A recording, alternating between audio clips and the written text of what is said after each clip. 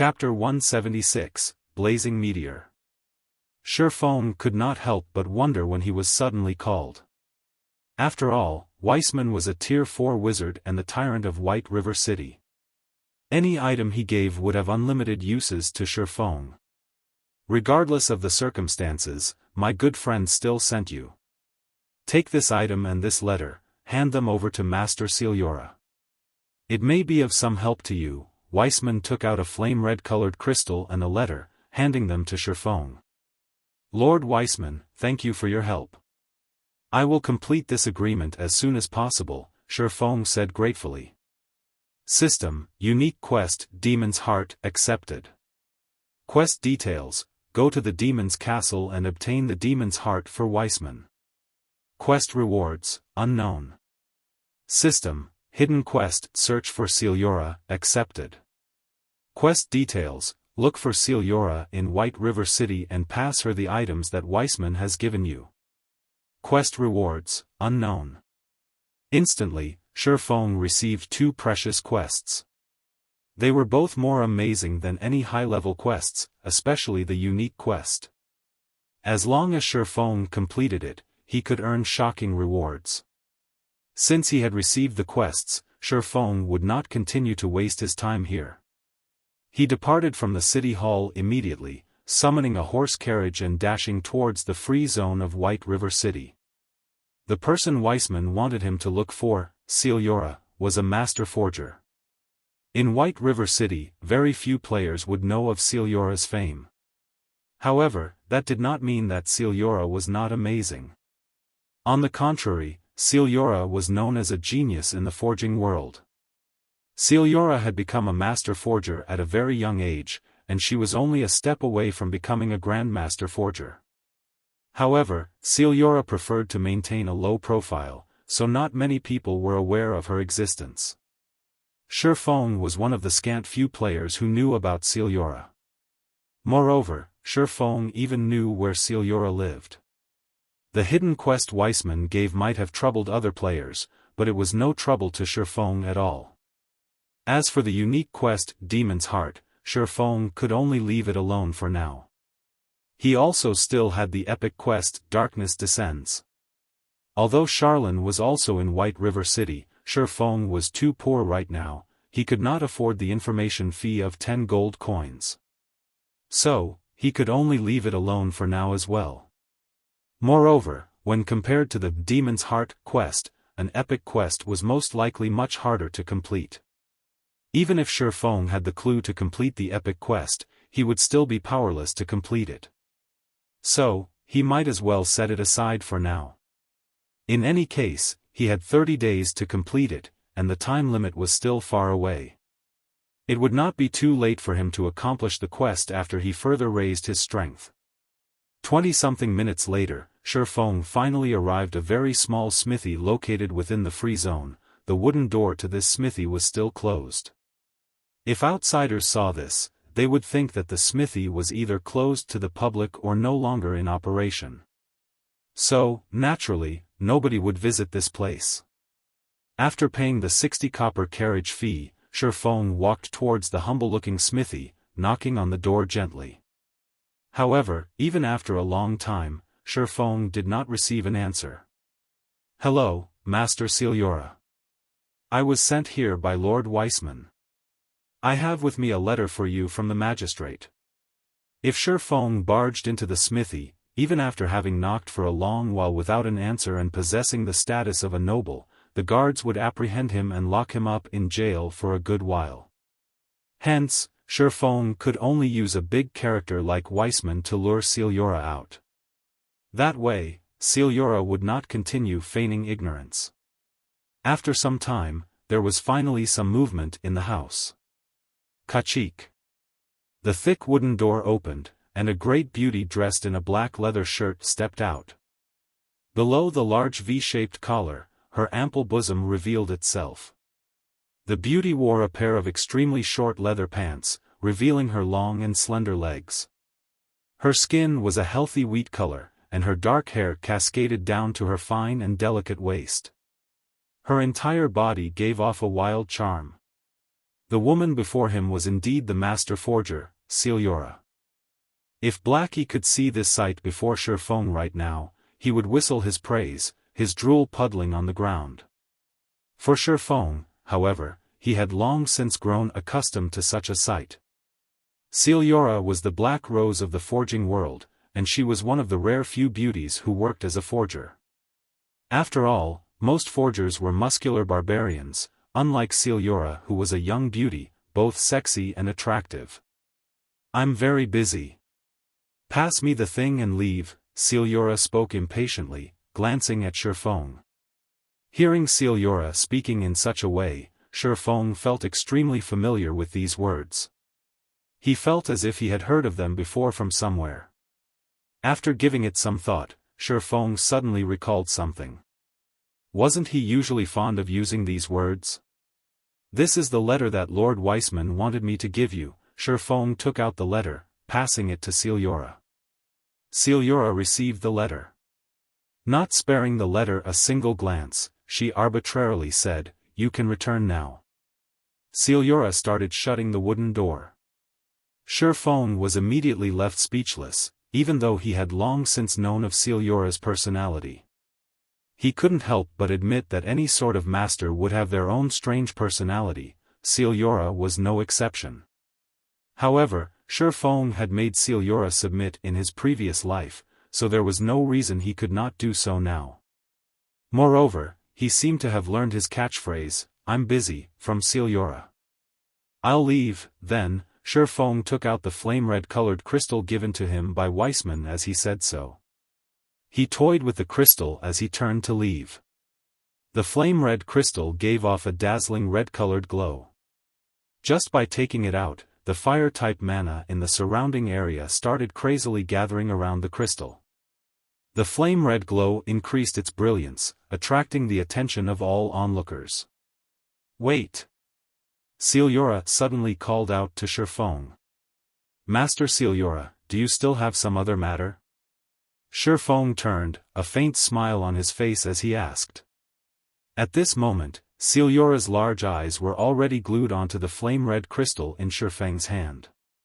She was like an enamored little kitten, and her eyes followed the flame-red crystal's movement in Xiaofan's hand, going up and down with great interest. Although Seliora's personality was somewhat strange, she too faced a common problem that all forgers faced, the desire of rare forging materials. There was not a single forger out there who did not wish to create an item, famed throughout the entire continent, in their lifetime. Meanwhile, the prerequisite to create such an item was incomparably precious materials. Take the abyssal blade in Xiaofang's hands for example. In order for its fame to spread throughout the continent, the famous smith, Ulysses, used the Black Dragon King's fang as its core forging material. What was the Black Dragon King? That was the king among dragons, which represented destruction. It was a frightening creature that was the closest being to a god. Just the breath it spat out could destroy a city with millions of inhabitants. It was a frightening existence that could single-handedly destroy an entire kingdom. Meanwhile, to create the abyssal blade, the most precious fang of that frightening existence's body was necessary. In the end, after the abyssal blade's creation, it became one of the 36 famed swords in God's domain. The abyssal blade's existence shook all of God's domain, and even after thousands of years, its might was still boundless. "Can you sell me that item?" Seliora asked, her face filled with desire, her tone making a complete transformation. Xiaofan shook his head, saying, "I am truly sorry, Master Seliora, but Lord Weissman originally wanted me to bring this item to you to forge an item for me. However, seeing as you are busy, I would feel bad to continue disturbing you. So, I intend to look for Master Prost and see if he will make the item that I want." "What? You are actually going to take this precious material to that old bastard, Prost? Do you know how wasteful you are being? If you want to forge an item, I can help you. Also, since you are a swordsman, with this item, we would have no problems forging a blazing meteor of relatively high quality. If you give this material to that old bastard, he will definitely ruin it." Chapter 177, Seliora's Shock. Seliora stared at Xiaofan with her almond-shaped eyes, her hands on her hips. She looked like an angry lioness. This scene dumbfounded Xiaofan. He did not know what to say in this situation. Before, Seliora simply reacted with cold indifference towards him, yet, now, she was so obedient. The blazing meteor was a weapon that only Seliora knew how to create, and it was also her most famous creation. It was a weapon that all swordsmen dreamt of having. In Xiaofang's previous life, as long as one was a swordsman, they would definitely have begged Seliora to create a blazing meteor for them. Many players were even willing to go bankrupt to obtain a blazing meteor. Xiaofan, who at that time had already become a sword king, was no exception. He only managed to obtain one with much difficulty after a very long time. Although Xiaofan had already met his goal, he still toyed with Seliora by pretending hesitation. Immediately, Seliora started panicking. If she truly allowed that old bastard Prost obtain such a large starfire crystal, that old rat would come over to her place to show off, and very often, at that. You should know that I am the most amazing master forger in White River City. None of the items I forge are of ordinary quality. Moreover, I am in a very good mood right now, so I will even use a rare material from my exclusive collection to forge a blazing meteor suitable for you. If you don't believe me, then come in and have a look. Seliora hurriedly pulled Xiaofan into her smithy, letting Xiaofan witness the masterpieces she had created. After entering the house, one would immediately discover that the exterior and interior of the house were practically two entirely different worlds. Although the exterior of the house was broken down and humble, the interior was both beautiful and magnificent. Fine weaponry and equipment were all showcased within crystal cabinets. Not a single one of these weapons or equipment were of ordinary quality. They were all masterpieces of fine gold rank or above.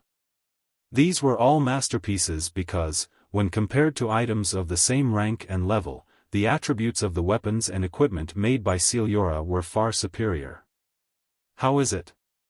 Do you see that dark red-colored great sword placed in the highest position? That's an epic weapon that I personally made. Seliora stuck out her chest, boasting. Indeed, it was as Seliora had said. Among all these weapons and equipment, the most amazing item was the level 120 epic weapon. In terms of strength, it exceeded the Mavis protection by leaps and bounds. It was Seliora's greatest creation to date, and it was also the only epic ranked item that she had ever made. The reason Seliora bore the title of Genius of the Forging World was due to her accidentally creating this epic weapon. After all, it was nearly impossible for a forger to forge an epic weapon intentionally, as the success rate for even a master forger was abysmally low. Normally, only grandmaster forgers could achieve this feat. Unfortunately, Seliora was stuck at a bottleneck, and she would constantly be a step away from becoming a grandmaster forger. Hence, Seliora did not wish for anyone to disturb her as she stayed hidden in the free zone of White River City, continuously researching the art of forging. Now you know how amazing I am, right? Aside from those old hidden monsters, there has not been anybody else who can beat me regarding forging techniques. Seliora grinned, her gaze shifted back to the starfire crystal in Xiaofang's hand. With my techniques and the starfire crystal, I guarantee that I can create an exceptional blazing meteor. Moreover, since Lord Weissman sent you to me, I will naturally give it my all to help you. Xiaofan simply smiled at Seliora's words. He handed the starfire crystal over to Seliora, softly saying, "I'll be troubling you, then, Master Seliora." Seliora revealed a wide smile as she received the starfire crystal. Immediately, she ran towards her forging room, intending to create the blazing meteor straight away. "Master Seliora, please wait a moment," Xiaofan hurriedly said. "What is it? Don't tell me that you're going back on your word?" Seliora's eyebrows slightly wrinkled. She was extremely reluctant to part with the starfire crystal in her hands. "You misunderstand me, Master Seliora. I think that this item should be of some help to you." Xiaofan took out a piece of runic steel that he received as a system reward. This item could increase the forging success rate, and at the same time, it had a chance to increase the forged item's attributes. Seliora could not help her shock when she saw the runic steel. She instantly snatched it out of Xiaofan's hands. She then started appraising Xiaofan with her charming eyes, her delicate tongue sliding across her pouty lips. Giggling, she said, "Why, I didn't think you would have so many precious treasures on you. What else do you have? Just pull them all out." "Alright, then. I still have an item that I can temporarily lend to you." Under Seliora's eager gaze, Xiaofan could not help but smile bitterly. He then took out the Book of Forging. Suddenly, Seliora's eyes widened as they locked onto the Book of Forging in Xiaofan's hands. She was under immense shock, unable to speak a single word. "This is the Book of Forging personally penned by the Forging God. You. Why do you have this item?" Seliora was incomparably shocked, and her voice trembled with excitement as she spoke. She could not help but immediately snatch the Book of Forging, delving in. "Master Seliora, I assume that you also know how precious this item is. I can loan it to you temporarily, so I hope you can use it properly and create a masterpiece." Xiaofan held high expectations of the blazing meteor. So, naturally, he would not hold anything back in its creation. Moreover, NPCs could not steal items owned by players. Really? Seliora could not believe her own ears. She pounced Xiaofan in excitement, planting a kiss on him. She then took the Book of Forging, rushing into her personal forging room. "Wait here for a while, I guarantee that you will not be disappointed." Xiaofan was stunned. However, he recovered very quickly, revealing a bitter smile. Seliora needed a long time to forge a piece of equipment. Since Xiaofan had nothing better to do, he continued enhancing the luxury version of the White River City guidebook. After all, he had an expansive amount of information on White River City. Although he had already made plans for its revelation, he couldn't explain everything in a few sentences. Time flowed by unnoticed, and 2 hours had passed since Xiaofan entered White River City. Meanwhile, the various guilds in the White River City region were in full swing. They continuously purchased and exchanged whetstones, and at the same time, desperately grinded in high-level monster areas. Snow, the number of players here grows larger and larger, and it is slowing our leveling speed by a lot. Why don't we go to the Gloomy Valley to level up? With a single triple flame barrage, Zhao Yueru finished off a low HP level 10 shadow werewolf. She then turned to Gentle Snow and spoke. Originally, there had not been that many players in this level 10 area. However, due to Xiaofang's actions, level 8 and level 9 players began arriving, crowding the area. Every region had limited leveling resources, and every extra player in a region decreased the availability of those resources. With a decrease in resources, naturally, leveling speed would similarly fall. Thus, Zhao Yueru suggested going to the Gloomy Valley, which was a monster area of an even higher level. The Gloomy Valley was a level 11 to level 14 monster area. With their current equipment, they could still deal with level 11 and level 12 monsters. Only, the danger would increase significantly. However, their leveling speed there would surpass that of this place by leaps. The Gloomy Valley was also only a short distance from their current location. If they hurried, they could reach it in just half an hour. If they used a speed scroll, they could arrive there in 10 minutes or so. Gentle Snow looked at her surroundings, discovering that the number of players had certainly increased. Moreover, these players were all elites of various large guilds. Whether luring or snatching monsters, they were all extremely experienced. As a result, the number of monsters available decreased, and their current leveling speed was less than half of what they started with. The players gathered here were still increasing in number. If this situation continued, they might not even reach level 10 within 7 to 8 hours grinding here. Alright, then.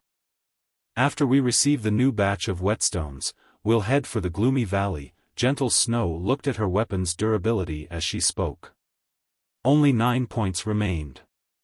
As her weapon was secret silver rank, she could still wield it for over an hour before its durability reached a critical point. At this moment, Gentle Snow's communicator rang out.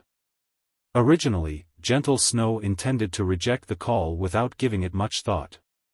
However, when she saw that the caller was Xiaofan, a faint smile appeared on her face. Previously, after Xiaofan entered White River City, she had tried contacting Xiaofan as well. However, Xiaofan had immediately shut down all forms of communication, leaving her with no way of contacting him. She could only send him a message. Now that he was personally contacting her, it was possible that he had finally seen her message. Chapter 178, Super Dark Gold Rank. Since Xiaofan attempted to contact her, Gentle Snow would not reject the call. In any case, there was still some time before the new batch of whetstones would arrive. Busy man, you finally have the time to contact me? Gentle Snow laughed softly after the call connected. You jest, Miss Snow. I am helpless about this as well. I was worried that my communicator would ring endlessly and distract me, so I simply turned it off. Didn't I immediately contact Miss Snow after I finished with my matters? Xiaofan smiled. From Gentle Snow's tone, Xiaofan could somewhat discern her aggrieved feelings. However, he was simply helpless with this. He had spent quite a long time conquering White River City. Moreover, he needed to waste even more time. After all, if he published the White River City guidebook shortly after he entered White River City, others would become highly suspicious. Without spending some time, how could he conduct an investigation? If he made the guidebook without any prior investigation, it would be strange if nobody suspected him. Hence, Xiaofan intentionally took such a long time before he initiated contact, letting others think that he used this time to inspect White River City. Since you've come looking for me, it means that you've seen my message regarding the information about White River City. What are your thoughts? Name a price, I'll buy it all, Gentle Snow said seriously. If she could obtain information about White River City, she could prepare ahead of time. This way, they could get a huge lead on the other guilds. As for the matter of money, she rarely paid any mind. Moreover, she believed that Xiaofan would not just set a random price. I've already compiled a guidebook with information about White River City. The guidebooks are divided into 2 versions, a simplified version and a luxury version. I'm prepared to publish and sell them on the official forums after some time. Xiaofan nodded as he spoke. Gentle Snow was at a loss when she heard Xiaofan. She couldn't help but admit that Xiaofan was too good at grasping business opportunities. If Xiaofan truly did such a thing, in addition to his identity as the first player to enter White River City, the legitimacy of the White River City guidebooks were surely guaranteed. The various large guilds would all compete for them. She had to admit that even she admired Xiaofan's business acumen. There were countless guilds, both large and small, within the White River City region. A rough estimate would put the number at over 1,000. Even if Xiaofan earned only 1,000 credits from each of these guilds, he could still earn well over 1,000,000 credits. When she heard of him mention a simplified version, it was clearly meant for average players. There would definitely be countless players purchasing it, so Xiaofan would earn quite a lot from them as well. Just by collecting information for a few hours, in addition to his title as the number 1 of White River City, Xiaofan had already made a net profit of several million in a single night. It was possible that only Xiaofan was capable of such a feat. I can't help but praise your idea. However, I wish to obtain this information in advance. Of course, I will pay a higher price. To put it another way, I hope that you can delay the information's release for 3 or 4 hours. Not only will I purchase the information at a high price, but I am also willing to pay 1,000,000 credits as a postponement fee. I wonder if that would be possible? Gentle Snow inquired, smiling. A 1 million credits postponement fee, is it? Xiaofan was truly shocked. Originally, by contacting Gentle Snow, he merely intended to sell the White River City guidebook to her in advance. He didn't think that Gentle Snow would have a move like this. He could not help but appreciate her intelligence. In actuality, even if Gentle Snow did not pay any compensation, he would still delay the release of the guidebooks by 2 or 3 hours. That way, the credibility of the guidebooks would be even higher. At the same time, it would increase those guilds' urgency. After all, they were already close to reaching level 10, so they were in dire need of information about White River City. Is it not enough? Then 2 million should be fine, right? Gentle Snow wrinkled her eyebrows slightly, feeling that Xiaofan was somewhat too greedy for money. No, 1 million is enough. It's just. I wonder if you want the simplified version or the luxury version? Xiaofan teased with a laugh. Do you even need to ask? The more detailed, the better. Gentle Snow rolled her eyes at Xiaofan. She was even willing to spend 1 million credits as an extension fee, so would she even lack that kind of money? That would be the luxury version then. I'm selling it for 20,000 credits. As a matter of fact, I still have a super luxury version of the guidebook in my possession. I wonder if Miss Snow would be interested in it? Xiaofan smiled as he asked. A super luxury version? How much do you want for it? Gentle Snow responded, slightly contemptuous. 1 million. Xiaofan said earnestly. The luxury version is selling for 20,000 credits, but you're selling the super luxury version for 1 million credits? Are you taking me for a fool? Gentle Snow accused. How could that be? I've poured my blood into making it. If you don't want it, so be it. It is similarly sufficient to purchase just the luxury version. Xiaofan was only filled with kind intentions. He would add some of the truly important information to the super luxury version. For example, information pertaining to the matter of how to quickly develop oneself and information about the various daily quests available in White River City that could quickly increase one's level and reputation. Although it was not a lot of information, the help it provided was still considerable. It was enough to allow Gentle Snow to pull ahead of the other guilds by a great distance. Originally, Xiaofan did not intend to sell this information. However, Gentle Snow was a slightly special case. The main reason was that Ouroboros, the guild Gentle Snow belonged to, did not have any conflicts with him. After all, Ouroboros' main power was based in the capital city, Starmoon City. Gentle Snow would, sooner or later, have to head to the capital to continue her development. Right now, he simply offered Gentle Snow a favor. In the future, if he were to meet with trouble, he might even be able to get Gentle Snow to help him. After all, the competition in White River City was bound to be intense. If some large guild intentionally targeted his own while his tasks swamped him, he could ask Gentle Snow for assistance. With Gentle Snow's personality, she would definitely lend him a hand. Also, another reason Xiaofan did such a thing was to disperse the attention from himself. Destruction always pursued the great. If there were another, more outstanding, existence around, the various large guilds would shift their line of sight from Xiaofan to that existence. Xiaofan could kill 2 birds with 1 stone with his action, and only Gentle Snow's decision remained as the final hurdle. After a few seconds of silence, Gentle Snow let out a deep sigh as she said, "All right, then. I'll buy it. When can you give it to me?" "In half an hour," Xiaofan affirmed. "Good, then. I'll transfer the money to you at that time." Gentle Snow disconnected the call. Standing beside Gentle Snow, Zhao Yueru had heard every word of the conversation.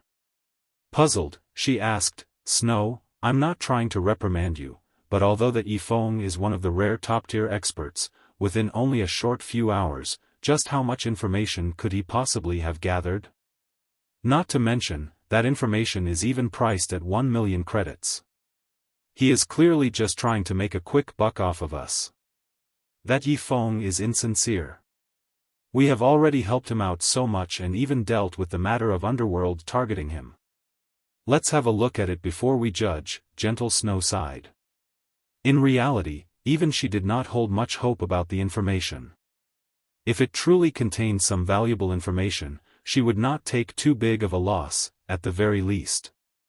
Following which, Xiaofan also made a similar deal with Stabbing Heart of the Assassin's Alliance.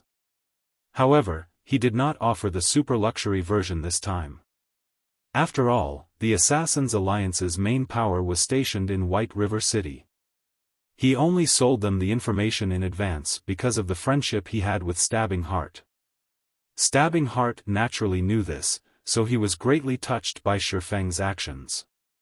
He immediately paid 50,000 credits as gratitude to Xiaofan. At the same time, with this information about White River City in hand, Stabbing Heart would also have the confidence to request the higher-ups to review the matter of suppressing Martial Union's development in White River City. That way, Martial Union would not even have the time to find trouble with Xiaofan. Soon, another half-hour passed by. Xiaofan finally managed to compile and arrange the super-luxury version of the White River City guidebook. He then sent it to Gentle Snow, Blackie, and the other members of his team. With Blackie's power-leveling speed, every member of the team would quickly rise to level 10. They would be much faster than Gentle Snow, so Xiaofan had to provide Blackie and the others with a better understanding of White River City ahead of time. Otherwise, they would simply be lost after entering White River City. At this moment, the metal door of the forging room opened, and Seliora walked out. Compared to when she entered the forging room, Seliora clearly felt more fatigued now. Crystal-clear sweat coated her healthy, wheat-colored skin, and she looked like she had just stepped out of a pool of water. Her appearance was utterly seductive. "Here, this item's for you." Seliora took out the book of forging, handing it to Xiaofan with great reluctance. She then took out a flame-red flying dart. This flying dart radiated a brilliant red that intoxicated a person's heart. Aside from the epic-ranked greatsword, this item could be called my greatest masterpiece. Due to the quality of the materials being a limiting factor, this item could not achieve epic rank. However, it has still surpassed dark gold rank. You could call it a super dark gold ranked throwing weapon, so you have to cherish it properly. Super dark gold rank? What's that? Doubt filled Xiaofan. If it was dark gold, then it was dark gold. If it was epic, then it was epic. Why would there be a super dark gold rank? Looking at the meaning that Seliora tried to express, this item seemed to possess a special quality between the two ranks. Chapter 179, Pseudo-Extraordinary Attributes. Within Xiaofang's memories, there was no mention of a super dark gold rank. However, if a master forger like Seliora called it such, that's what it was. Only, just what kind of attributes would this blazing meteor possess? Are you unsure of what the super dark gold rank is? Seliora was in a very good mood after forging such a masterpiece. Hence, she explained, it is utterly understandable that you have not heard of it. Matters like these are only privy to those old monsters of the Grandmaster Forger rank. Even I discovered it by chance. Indeed, in God's domain, the rank after dark gold is epic. However, between these two ranks, there is a humongous threshold. One could say that items undergo a massive leap in quality when upgraded from dark gold rank to epic rank. Don't you feel that it is strange? Xiaofan nodded, deeply expressing his agreement. It was just like Seliora had said. Dark gold equipment was only somewhat stronger than fine gold equipment. However, regarding attributes, epic equipment was several tiers above dark gold equipment. Take the Mavis Guard in Blackie's hands for example. It was far superior to the Silver Lake in Xiaofang's hands that possessed attributes rivaling a dark gold weapon. Simply equipping an epic weapon instantly gave Blackie a stronger damage output and attack power than Xiaofan's. The power of an epic ranked item was obvious. It seems that you also understand the gap between these two ranks. Seliora revealed a smile, saying, in actuality, epic ranked items possess another name. Another name? This was the first Xiaofan had heard of this. That's right, another name. This is also something I found out after researching the book of forging you lent me, coupled with the literature I've collected over the years, Seliora nodded. During the ancient times, epic ranked items were also called extraordinary items. The owners of these items would possess an absolute strength that allowed them to surpass ordinary mortals, thus they were known as extraordinary. Meanwhile, I did not utilize any extraordinary materials in forging the blazing meteor, so it could not become an extraordinary item. However, it can still be considered a pseudo-extraordinary item. A pseudo-extraordinary item? Xiaofan started to understand a few points. He could not help but grow even more curious about the attributes of the blazing meteor, which caused Seliora so much excitement. Have a look at it yourself, then. Seliora handed the blazing meteor over to Xiaofan, softly saying, a pseudo-extraordinary item is the maximum limit that mortals can achieve with their own power, while this blazing meteor can be considered a masterpiece, the closest thing to an extraordinary item. Xiaofan's heart started beating quickly as he heard those words. It was an item that approached the quality of an epic ranked item. Most likely, aside from his magic weapon, the Abyssal Blade, no other item in his possession could rival this blazing meteor. Furthermore, the blazing meteor he received in his previous life was only dark gold rank. He did not expect to obtain a pseudo-extraordinary item in this life. Xiaofan immediately received the blazing meteor from Seliora, taking a look at its attributes. Blazing meteor, throwing weapon, dark gold rank. Equipment requirement, strength 120, agility 140. Attack power, player's strength 2. Strength plus 50, agility plus 65, endurance plus 10. Attack speed plus 5. Maximum throwing distance, 45 yards. Ignore levels plus 8. Attack speed increased by 15%. When attacking. 35% chance to ignore target's defense. 30% chance to activate quadruple phantom effect, each phantom causing 50% flame damage. 10% chance to activate knockback effect. 5% chance to activate burning flames effect, dealing 200 flame damage to the target every second for 10 seconds. Stacks up to 5 times. Additional skill, Flame God's Fury. Deals physical and flame damage to enemies within a 403-yard area. Deals 900% damage to the initial target and damage reduces by 10% with each consecutive enemy hit to a minimum of 500% damage. Cooldown, 3 minutes. The blazing meteor was forged by the Grandmaster Forger, Seliora. Due to the limit of its materials, it is only a pseudo-extraordinary item possessing strength at the very limit of mortal men. The blazing meteor can be reforged into an epic ranked item after gathering epic ranked fire-type materials. User restriction, Yifeng. Unable to be dropped. Unable to be traded. Xiaofan was instantly dumbfounded when he saw these attributes. As expected of a pseudo-extraordinary item, it was far superior to ordinary dark gold ranked items. As long as Xiaofan's attributes reached the prerequisite and he equipped the blazing meteor, his strength would instantly soar by several tiers. After receiving the blazing meteor, Xiaofan finally felt that he was a true swordsman. There were 2 variations of the swordsman class, dual-wielding swordsman and two-handed swordsman. At the same time, a swordsman could also equip a long-range throwing weapon. However, a swordsman was still a melee class at its heart, so their ranged attacks were not particularly powerful. A majority of the swordsman players did not pay much attention to ranged throwing weapons. However, Xiaofan heavily relied on his ranged attacks. After all, there were many instances when facing monsters with melee combat was troublesome. If he could switch to ranged attacks, he would have a much easier time.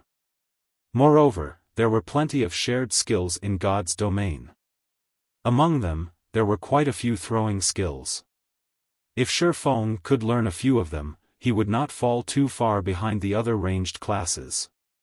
Now that he had the Pseudo-Extraordinary item, the Blazing Meteor, ranged attacks were no longer one of Xiaofan's weaknesses. Moreover, throwing weapons were not consumable items. Due to the magical ingredients involved in its forging, the Blazing Meteor number of uses were limitless. Whenever a throwing weapon hit an enemy, it would instantly vanish and reappear in the player's hands. It was an extremely convenient function. Unfortunately, Xiaofan's current attributes prevented him from equipping the Blazing Meteor. Only by replacing and upgrading the equipment he currently wore could he achieve the requirements of the Blazing Meteor. After Xiaofan finished reading the Blazing Meteor's introduction, he was suddenly shocked. Seliora was originally a master forger, so why did the introduction describe her as a grandmaster forger? Master Seliora, could it be that you're already a grandmaster forger? Xiaofan looked at Seliora with doubtful eyes. The system introduction could not be faked. If the system displayed it, it must be true. However, that was inconceivable. Seliora, who was not even 30 years of age, had actually become a grandmaster forger. There was not a single grandmaster forger throughout all of the Star Moon Kingdom. Grandmaster forgers were existences that stood at the pinnacle of forging in God's domain, and even Tier 5 apex powerhouses had to suck up to a grandmaster forger. Their statuses were no lower than the ruler of a country. Normally, one could only meet a grandmaster forger with luck in the capital city of an empire or places like Blackwing City. Meanwhile, the Seliora before him was one such existence. I didn't expect your eyesight to be so sharp. I have indeed become a grandmaster forger. However, this is all thanks to you. If you did not lend me the Book of Forging, allowing me to unravel the mysteries that have troubled me for the past several years, it would still be impossible for me to become a grandmaster. As a thank you, here is my communication crystal. In the future, you can contact me at any time through this item. Seliora nodded, smiling as she spoke. System, Hidden Quest, Search for Seliora, completed, exceeded by aiding Seliora in becoming a grandmaster forger. Rewarding player with the Pseudo-Extraordinary item, the Blazing Meteor. Rewarding Seliora's communication crystal. Seliora's favorability increased by 200 points. Reputation in Star Moon Kingdom plus 50. Reputation in White River City plus 300. Obtained the title, Grandmaster's Friend. Forging proficiency increased by 500 points. Rewarding 200,000 EXP. Instantly, Xiaofan rose to level 14. Xiaofan was stunned for a long time when he saw this series of rewards. Ignoring the fact that, with Seliora's communication crystal, he could often request Seliora to handle certain affairs for him, just the 300 reputation points in White River City would make the purchase of a real estate in White River City much easier. As long as he became a baron, he could purchase private territory in White River City, establishing a guild residence.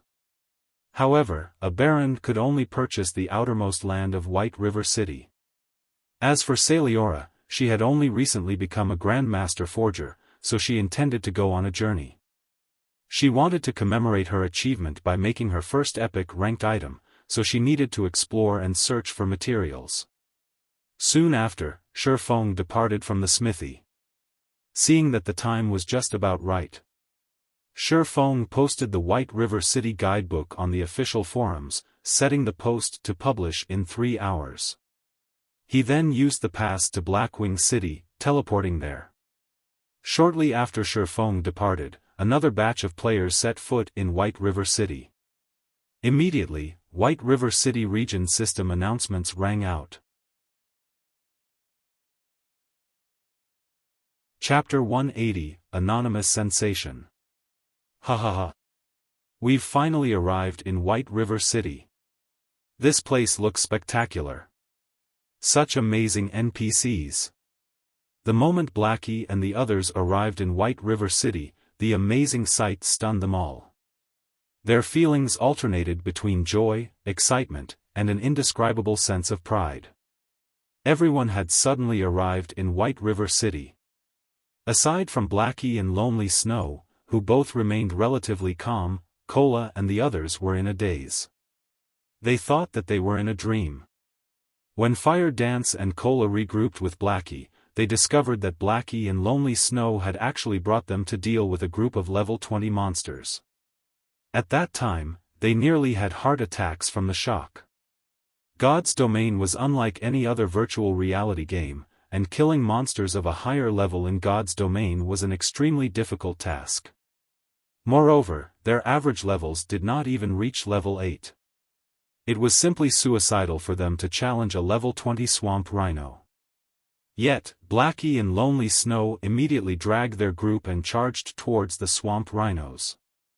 The two acted as if the swamp rhinos were not level 20 monsters, but level 0 green gnomes awaiting death. However, Fire Dance and Cola could not have imagined what had actually occurred. Blackie instantly roasted the level 20 rhinos Lonely Snow had lured with a single hell flame. It was like the rhinos suffered from some weakening aura. At that time, their experience bars instantly increased by a huge chunk. Looking at this scene, Cola and the others' eyes nearly popped out of their sockets in surprise. There was a saying, after 3 days had passed, one could no longer use one's old perspective to judge others. However, that involved the prerequisite of 3 days passing. It had only been several hours since separated from each other, but the growth rate of Blackie and Lonely Snow had switched from ascending by climbing a ladder to ascending by using an elevator.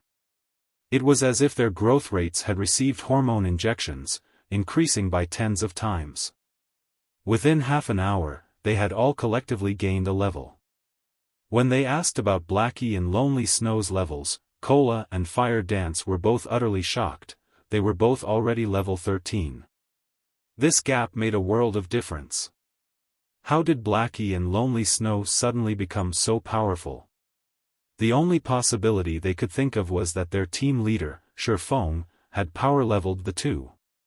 It was also the only logical explanation for Blackie and Lonely Snow's achievements. Meanwhile, Fire Dance and Water Buffalo were both utterly shocked by Xiaofan. It would be fine if Xiaofan were the only one so powerful.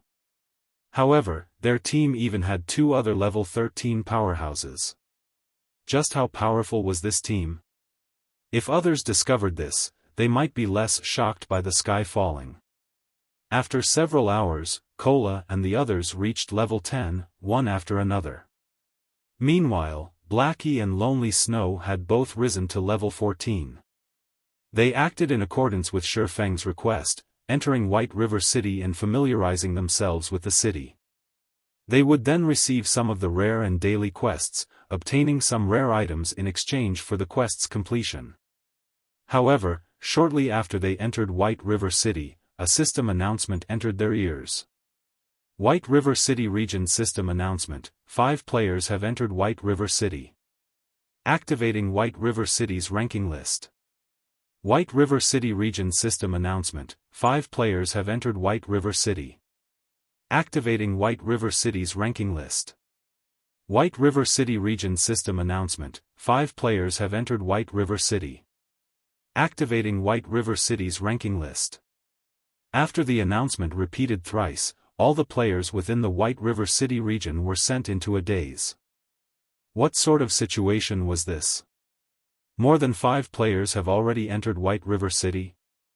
How long had it been since Xiaofan accomplished that feat? Crap! What did these people eat when they grew up? I've only reached level 8, yet there is already a bunch of level 10s. Can't they play normally? It can't be, right? None of these people are guild players. How could they all be independent players? Ha ha ha. Too awesome. Didn't those guilds think they were very amazing? This will teach them that independent players like us are still the strongest. Why haven't I heard of these people before? Just who are these people? Moreover, they even entered White River City together. They can't be players of the same party, right?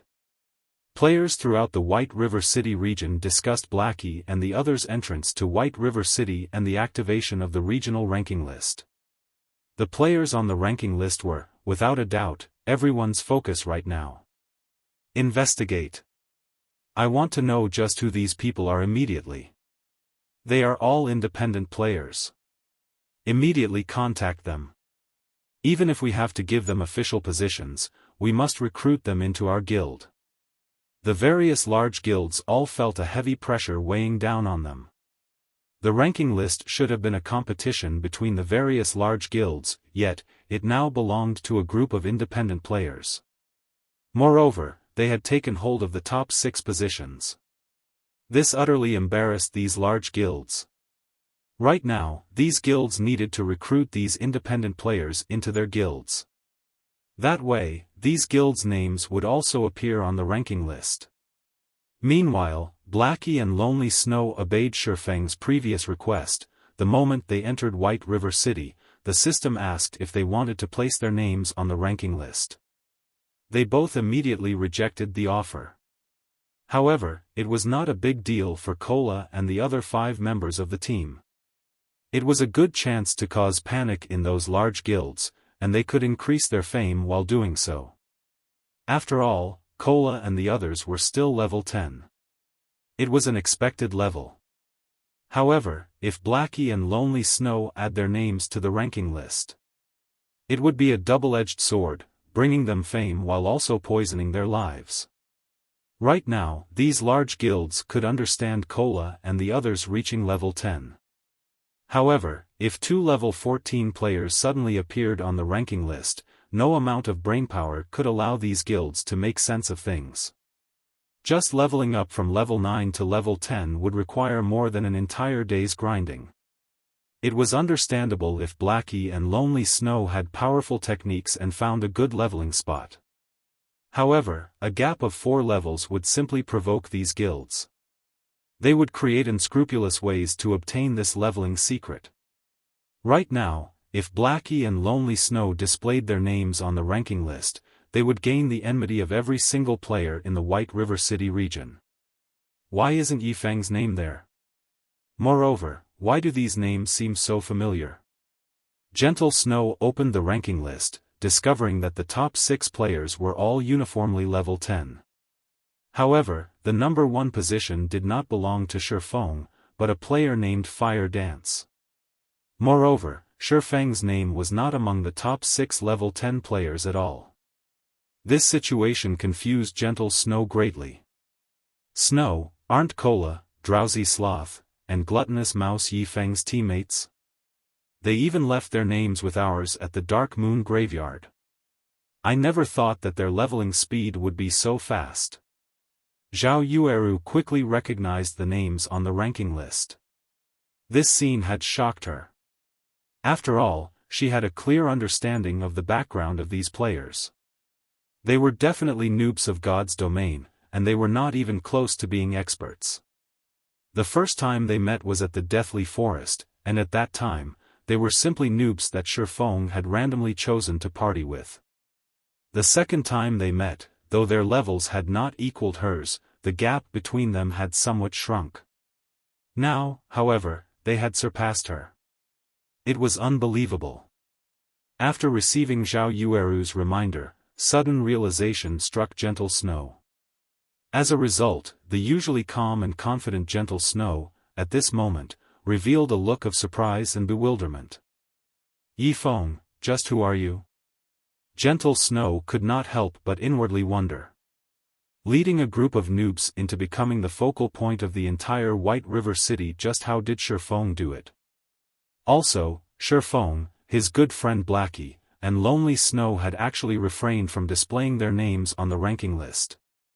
Gentle Snow could not understand this action. After all, the noobs that Xiaofan had personally led had all risen to level 10. She did not believe that his good friend, Blackie, and Lonely Snow had not become level 10. The only possibility was that they hid their levels. But why would they want to hide their levels? Wasn't this a good chance to increase their reputation? Why would they hide them? What was there to gain? Suddenly, Gentle Snow thought of a possibility, or better yet, the only possibility.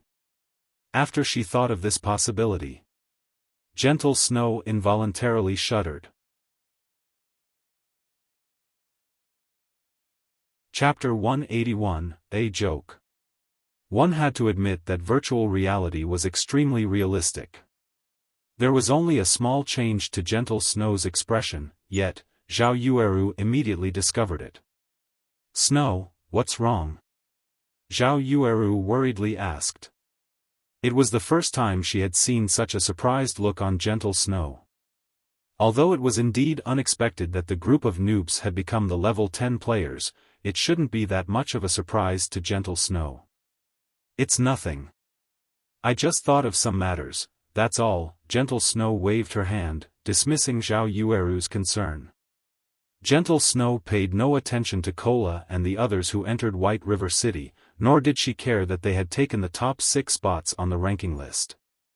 What she was truly concerned about were Xiaofan and his friends' levels.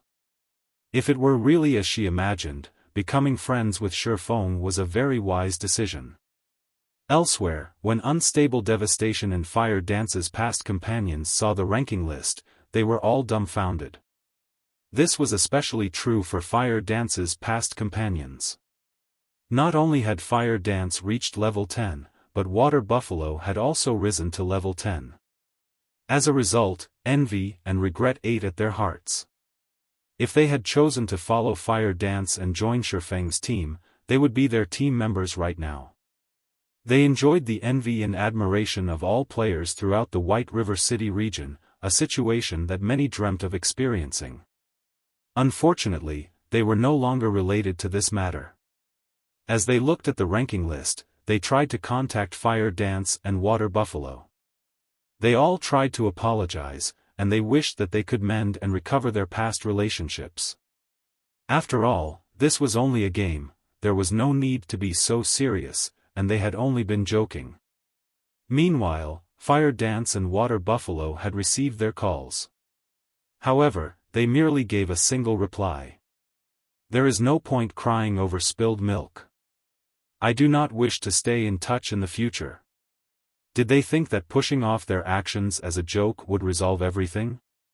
Now, that really was a joke. Fire Dance's and Water Buffalo's words had unquestionably shattered their final hopes, sending them spiraling into a sea of endless regrets. As for Unstable Devastation, envy nearly drove him mad. He clearly remembered that his team had killed Cola's group of 3 once before, their levels dropping to level 7. When they met in Red Leaf Town's fountain, they were still level 7. On the other hand, Unstable Devastation's level had dropped to level 8 after dying once. During these past several hours, he had frantically grinded monsters and was about to reach level 9. Yet, Cola's group had all reached level 10 during this same period. Just what sort of leveling speed was this? At first, it was Xiaofan who had reached level 10. Now, even Cola and the others had risen to level 10. There was definitely something fishy about this. There must be some sort of method that allowed them to reach level 10 quickly. Xiaofan obviously knew this method. It might even be some gigantic bug in the game. However, Unstable Devastation could do nothing against Xiaofan. He had no way to force this secret out of Xiaofan. Suddenly, an idea popped up in Unstable Devastation's head. If he published this matter on the official forums, revealing this bug, the system might punish Xiaofan for exploiting it. On the other hand, if it were not a bug, the other guilds would definitely not let go of this great chance to rise to level 10 swiftly. They would force Xiaofan to reveal this leveling method. If Xiaofan kept his lips sealed, he would make enemies out of every guild in the White River City region. Meanwhile, if he revealed this leveling method and the system fixed it, it would similarly enrage the various guilds. Regardless what Xiaofan did, he could no longer continue mingling in the White River City region. However, unstable devastation could not allow Xiaofan to take any of these actions yet. Yifeng, no man is wise all the time. I have finally grasped a hold of your weakness. Unstable devastation grew excited. As long as he used this move to threaten Xiaofan, Xiaofan would obediently hand over the secret. Immediately after, unstable devastation sent Xiaofan a communication request. The first time, Xiaofan did not pick up. The second time, Xiaofan did not pick up. Unstable devastation made more than 10 consecutive calls to Xiaofan. However, Xiaofan did not answer any of them. As a result, unstable devastation nearly vomited blood in anger. However, when he thought of his beautiful future, he endured. Finally, after sending over 40 communication requests, the call finally connected. You're annoying. Can't you learn your lesson after so many rejections? Are you a pig? Must I give you a scolding before you are satisfied? I don't have anything to say to you. Go, play around wherever you want, and don't come bothering me. Xiaofan immediately started cursing the moment he picked up the call. Originally, he had been conducting business with Aqua Rose, in a good mood. However, one after another, unstable devastation's calls endlessly pestered him, interrupting Xiaofang's good mood. At first, Xiaofan thought that unstable devastation would give up after a few rejections. However, Xiaofan never thought that there would be no end to the disturbances. Hence, after telling Aqua Rose that he had some matters he needed to attend to for a moment, he looked for a place without people and gave unstable devastation a good scolding, soothing his mood.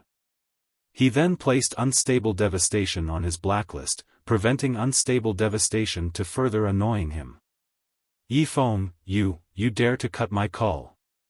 After making over 40 calls, unstable devastation burned with anger.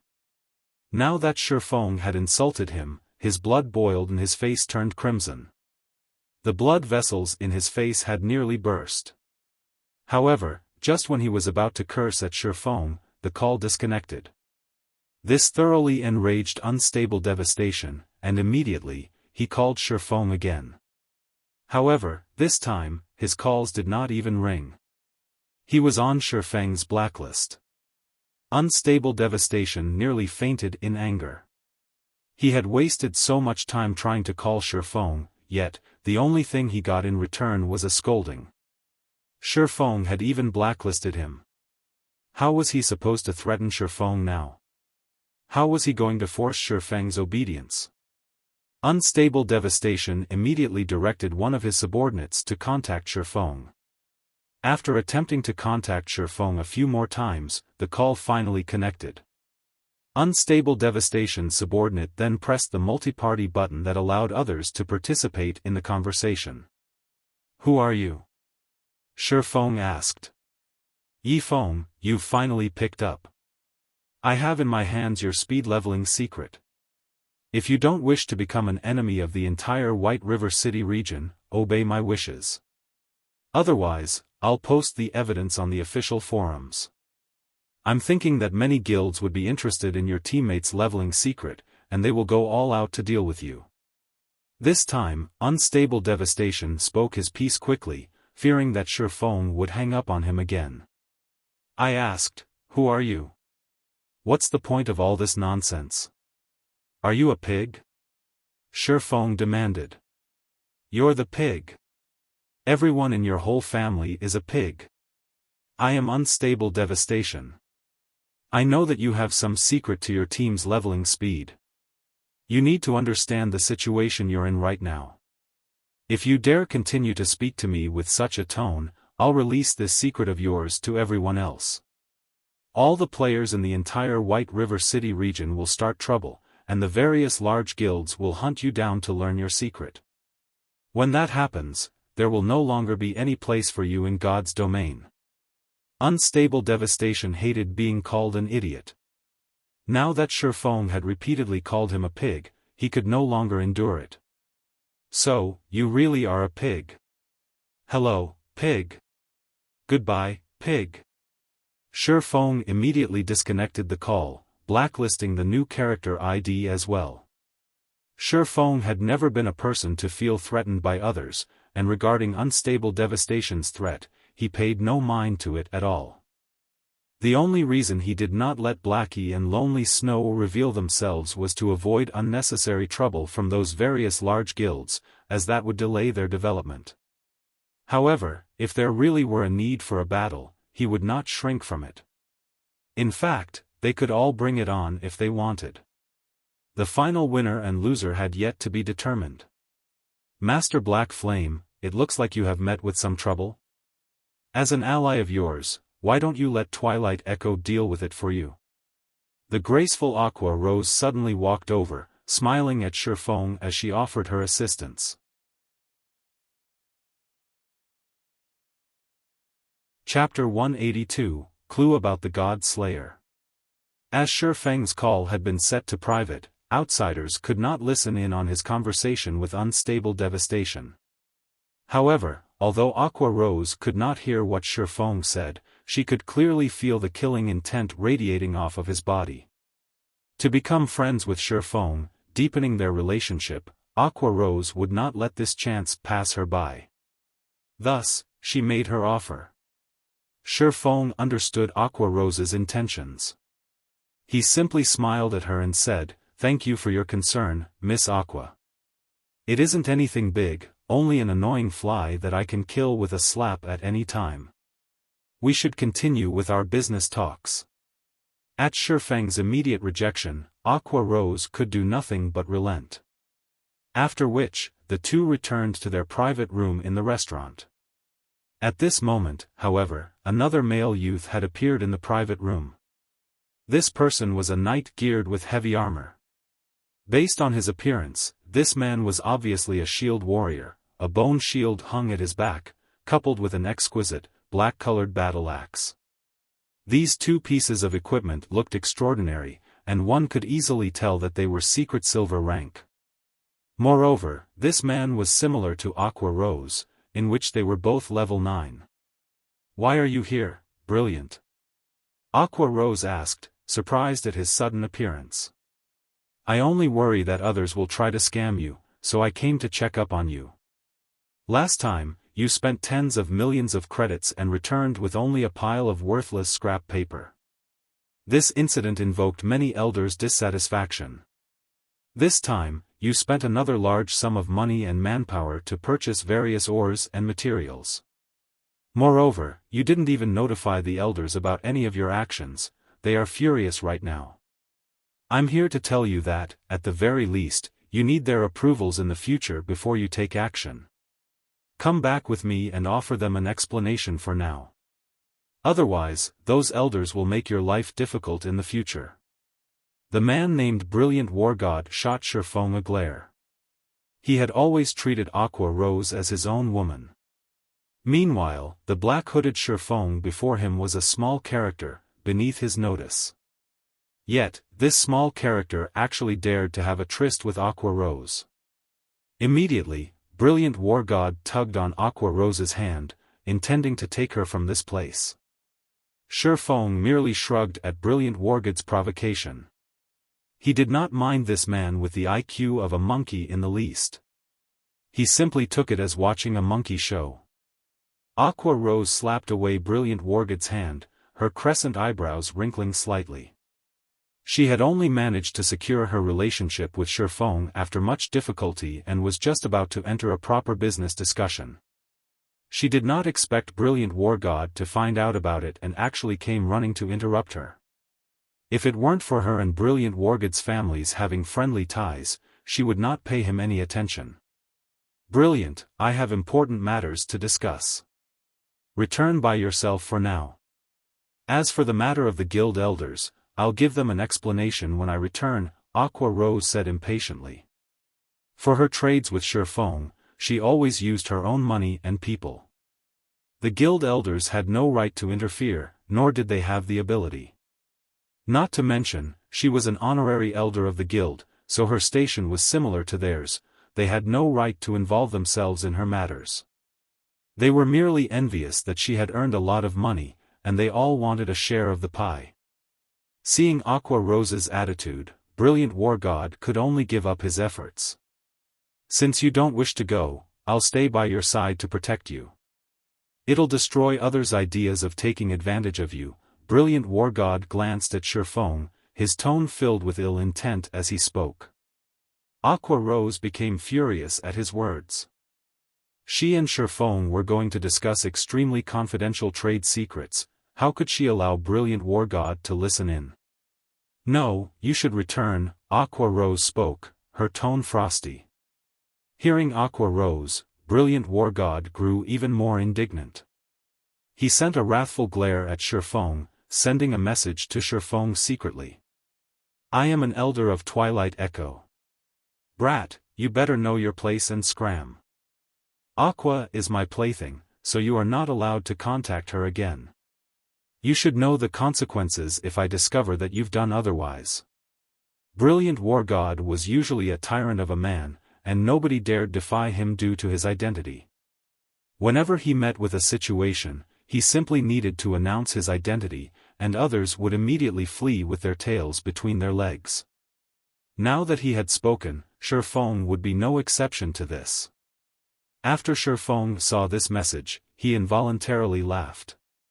It seemed that this Brilliant War God had arrived to cause trouble without understanding the situation. Saying that he had the IQ of a monkey gave him too much credit. His actual IQ might not even equal a dog's. With such a wealthy prince in the guild, it was no wonder Twilight Echo could not develop itself in the early stages of the game. It was actually due to the presence of this fool. Miss Aqua, I have something that I'd like you to see, Xiaofan smiled. Aqua Rose grew very curious. Just what did Xiaofan have to show her this time? Since Brilliant War God dared threaten Xiaofan in such a way, Xiaofan would act in kind. He forwarded Brilliant War God's message to Aqua Rose. Xiaofan wanted this fool to know that one should be careful with their words and messages. Otherwise, accidents could occur. Brilliant War God. Get out of my sight immediately. I don't wish to see you ever again. I will definitely tell uncle and auntie about this matter. Regarding the marriage affairs between our two families, don't even think about it from this moment onwards. Aqua Rose's complexion was instantly livid the moment she read the message. She already disliked Brilliant War God. Now, not to mention publicly trying to drive Xiaofan away, he even dared call her his plaything. Brilliant War God was confused. Before he could even wonder why Aqua Rose wanted to sever their relationship, she had already kicked him from the private room. I'm sorry that you had to see such a joke, Aqua Rose apologized. It's nothing. I'm used to such matters. Not minding matters at all, Xiaofan said, let's continue discussing about our trade, then. At this moment, Brilliant War God started loudly cursing outside the door, saying, Black Flame, you despicable little man. You actually dare frame me. Get out here right now if you have the ability. I challenge you to a duel. The loser clears their level back to 0. Do you dare accept it? What? You can frame me, but can't accept my challenge? Just as Xiaofan and Aqua Rose were about to resume their business talks, Brilliant War God finally came to a realization. It turned out that Xiaofan had forwarded his message to Aqua Rose. He really did not think that such an incident would occur. His past actions, which had never failed him, were actually useless against Xiaofan. However, to redeem himself, he could only insist that Xiaofan had framed him. Master Black Flame, I am truly sorry about this. I'll chase him away immediately. This was the first time Aqua Rose had realized that Brilliant War God was so obnoxious, his IQ was even in the negatives. With the existence of the main god system, how could players possibly modify others' messages and IDs? No need. I have my own faults in this matter, so let me deal with it. Xiaofan rose from his seat, walking out of the private room. Black Flame, you despicable little man, you finally dare to show yourself. If you are a man, accept my challenge. If you lose, you will explain to Aqua Rose that you framed me. Do you dare accept? Brilliant War God jeered. What if you lose? Xiaofan laughed. Ha ha ha. Can I even lose? Brilliant War God was incomparably arrogant. He took out a map, saying disdainfully, if you really are lucky enough to win, this item will be yours to keep. I only obtained this map after I organized a team of hundreds of elites to kill a wild level 10 Lord-ranked boss. This was the only item it dropped. Initially, Xiaofan had little to no interest in the map Brilliant War God held. After all, he had a clear understanding of God's domain. If it were a map obtained in some other country, it held no meaning to him at all. However, the moment Xiaofan spotted the symbol of an ash blade on the back of the map, it instantly roused his interest. The ash blade was the mark of the God Slayer. Normally, only items related to the God Slayer bear such mark. Master Black Flame, you can't agree to him. He is a shield warrior, so he has a massive innate advantage when dealing with physical type classes. Moreover, the diamond guard he wears is a level 9 Mysterious Iron set equipment. His weapon and shield are also level 9 Mysterious Iron ranked items, and he has over 1400 HP. Moreover, Brilliant War God has powerful techniques, himself, even 2 to 3 physical type class experts attacking together wouldn't be his match. Aqua Rose hurriedly stopped Xiaofan. It was simply a farce for a swordsman to duel a shield warrior. Moreover, Black Flame was only a forger, his battle prowess was subpar at best. What?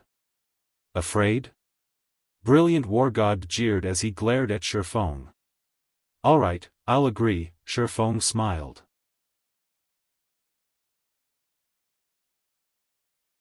Chapter 183, Special Condition. What did you say? Brilliant War God was stunned. Of course, I accept your challenge, Xiaofan smiled. After Xiaofang's reaffirmation, Brilliant War God knew that he did not hear wrong. Originally, he had thought that Xiaofan would immediately reject his challenge after learning how fearsome he was. He had even been in the midst of thinking of a way to provoke or anger Xiaofan into accepting his challenge. However, it would seem that he had simply been wasting his time. He had actually met a fool with mental issues. Aqua Rose had explained to Xiaofan how amazing he was, yet this person still happily agreed. However, this situation was fine as well. It would save him plenty of trouble. I didn't think that you would have the guts. Since you've accepted, let's take this outside. Rest assured, I'll give you a quick and painless death, and I won't embarrass you too much. Ha ha ha. Saying so, Brilliant War God laughed as he headed towards the restaurant's exit. Master Black Flame, you really shouldn't agree to him. Although he usually bullies others with his authority, his strength ranks within the top 5 amongst all the shield warriors in Echo Twilight. Moreover, the Diamond Guard set equipment he just obtained is Mysterious Iron rank, while his Giant Bear War Axe is Secret Silver rank. On the other hand, you are a swordsman. You also focus on your subclass as a forger. Dueling him would only be a farce, Aqua Rose said worriedly as she walked over to Xiaofan. Aqua Rose had a clear understanding of Brilliant War God's strength. If he had the chance, he would humiliate Xiaofan in every way possible to take revenge for the previous incident. If Xiaofan were humiliated, how could she continue her cooperation with Xiaofan? She had already spent so much effort and purchased so many forging materials. Originally, she could have earned a big sum of money by cooperating with Xiaofan.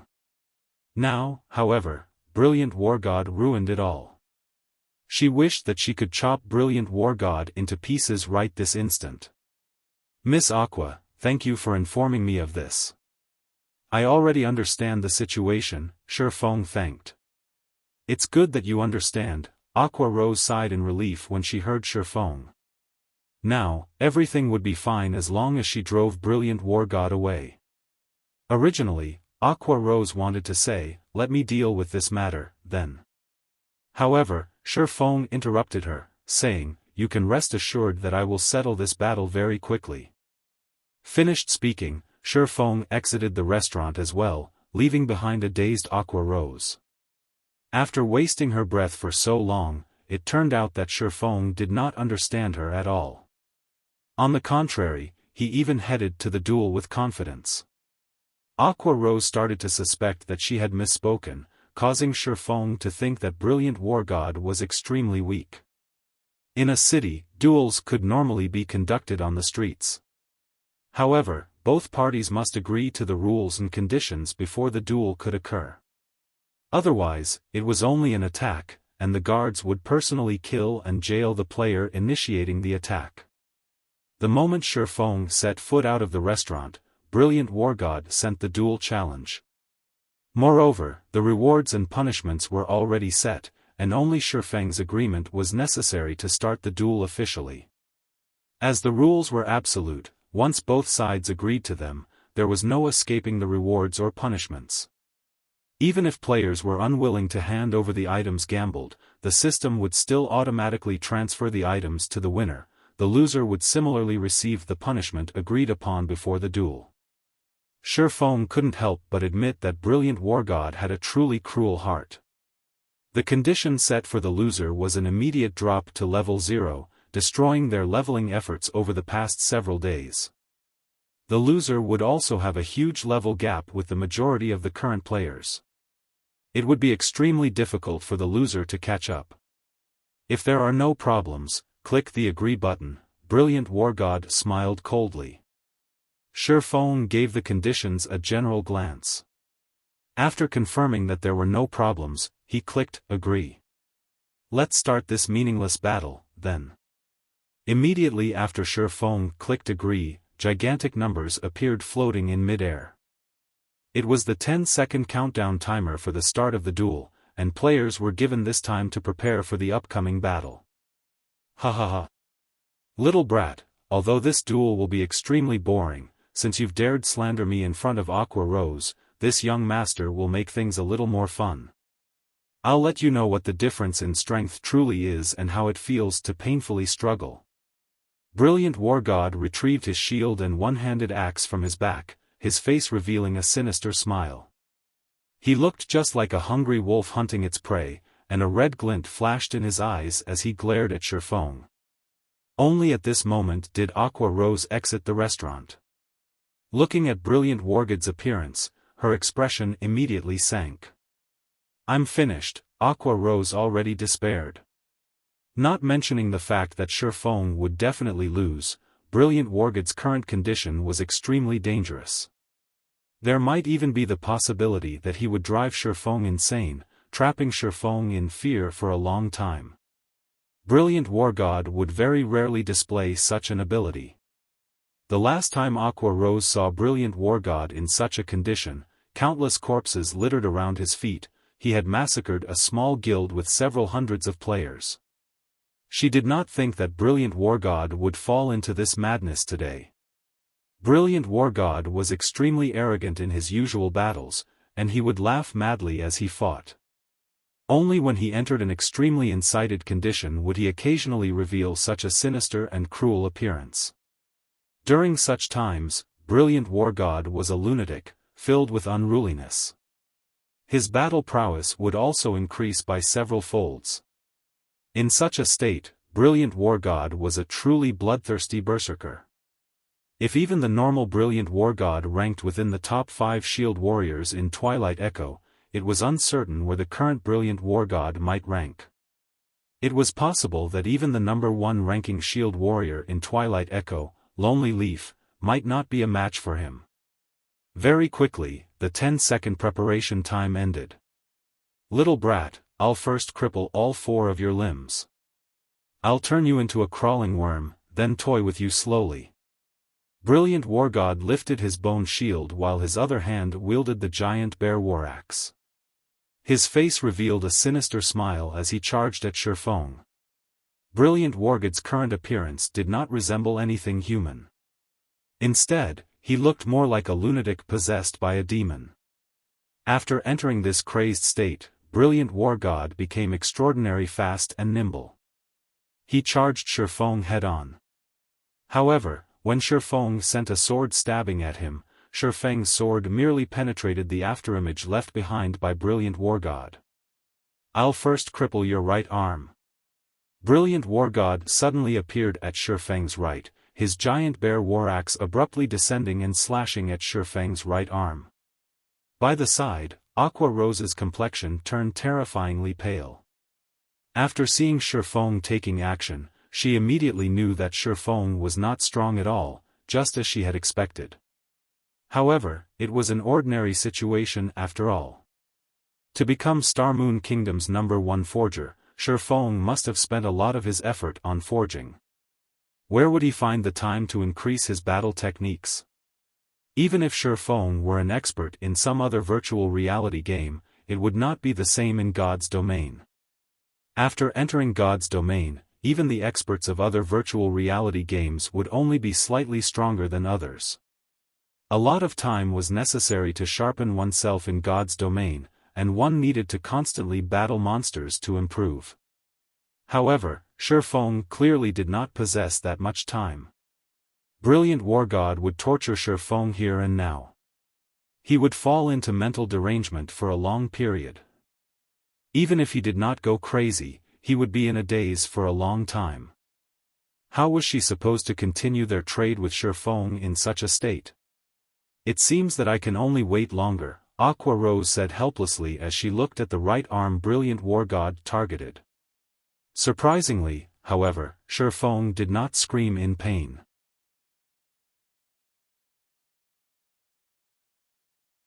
Chapter 184, Absolute Suppression. At this moment, Brilliant War God's giant bear war axe left a deep red streak across Xiaofang's arm. In God's domain, although players would not receive high damages when their limbs were attacked, they would feel a faint numbing feeling in their limbs. Moreover, the numbing effect lasted for quite some time.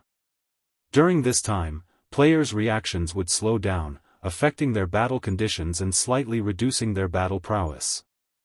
However, players would rarely attack limbs when they piked others, as there was no meaning to such an action. Compared to attacking the limbs, the body was a much easier target. After all, it was much easier to defend against an attack aimed at the limbs. Moreover, the limbs were much more nimble than the body, making them harder to hit. Most importantly, however, attacking vital points on the body would cause much more damage. Normally, only when experts piked new players, would experts use such an attack method to toy with the new players.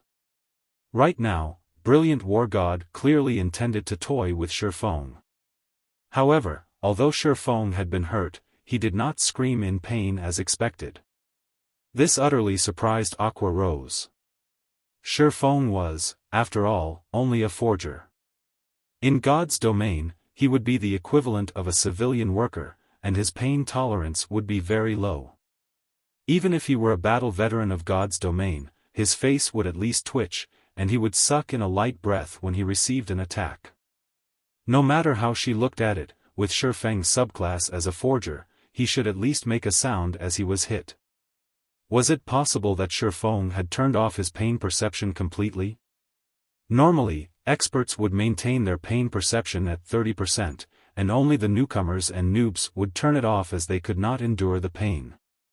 However, a majority of the players in God's domain would maintain it around 20%.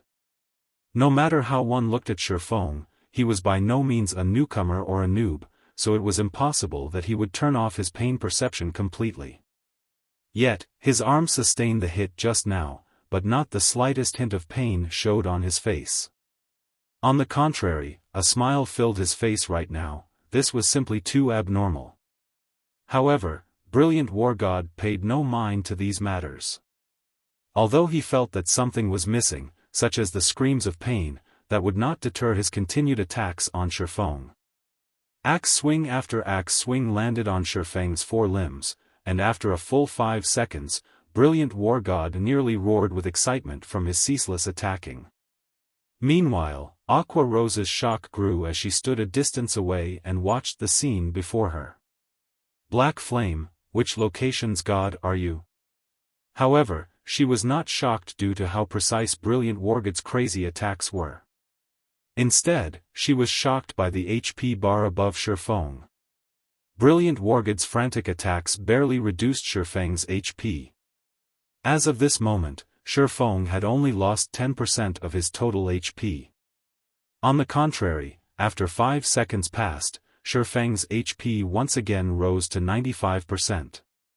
The most shocking thing to Aqua Rose was how little damage Brilliant Wargod inflicted on Xiaofan. Although Brilliant Wargod was a shield warrior, and his damage was much less than a berserker with the same standards, at the end of the day, Brilliant Wargod still wore a set of level 9 Mysterious Iron set equipment. He also wielded the secret silver rank Giant Bear War Axe, so his attack power was no less than a normal level 9 berserker. Even though Brilliant Wargod did not use any skills, his normal attacks failed to cause over -15 damage with each strike. Wasn't Xiaofang's defense a little too frightening? Why do you still have so much HP? Brilliant Wargod, who had attacked all this time, suddenly stilled his hands. He had wanted to see Xiaofang's suffering expression, yet, he was immediately shocked to discover that Xiaofan did not lose much HP at all. He then looked at his damage log, discovering a series of damages that was only around -10. You have keen reactions, precise attacks, good battle techniques, above-average standards, and you're capable of activating extraordinary condition. It's as expected of Twilight Echo's 5th-ranking shield warrior. Xiaofan made a general deduction of Brilliant Wargod standards. He then said with a smile, "Since you're done attacking, it should be my turn now." Xiaofan was currently level 14 while Brilliant Wargod was only level 9. In God's domain, if players and monsters had a level gap of 3 levels, then due to the level suppression, players would have their damage reduced by around 50%. Meanwhile, in a situation where both sides consisted of players, the party with the lower level would have their damage reduced by 65%. If the gap grew to 5 levels, then there would be an 80% damage reduction. For 10 levels and above, the damage reduction was 95% and above. In addition, Xiaofan currently wore the Silvermoon set equipment, so his defense was very high, to begin with. After he had risen to level 14, his endurance attribute increased just beyond 80 points, activating the hidden passive skill for endurance, basic body strengthening. With this passive skill, all attacks causing less than 50 damage were greatly weakened, his battle recovery rate would slightly increase, and his stamina recovery would slightly improve as well.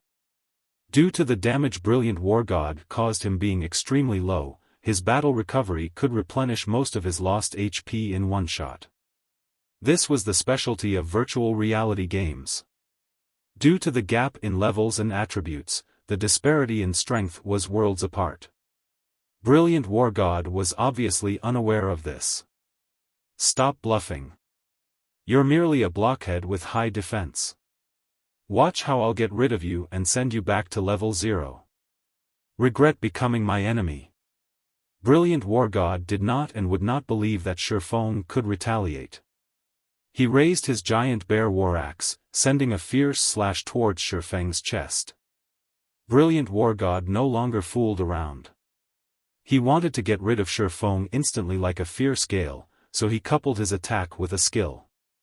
However, standing at a distance, Aqua Rose did not think that Xiaofan bluffed at all. Since the start of the battle, Xiaofan had waved his sword only once, then stood without moving, allowing Brilliant Wargod to attack him for an entire 5 seconds continuously.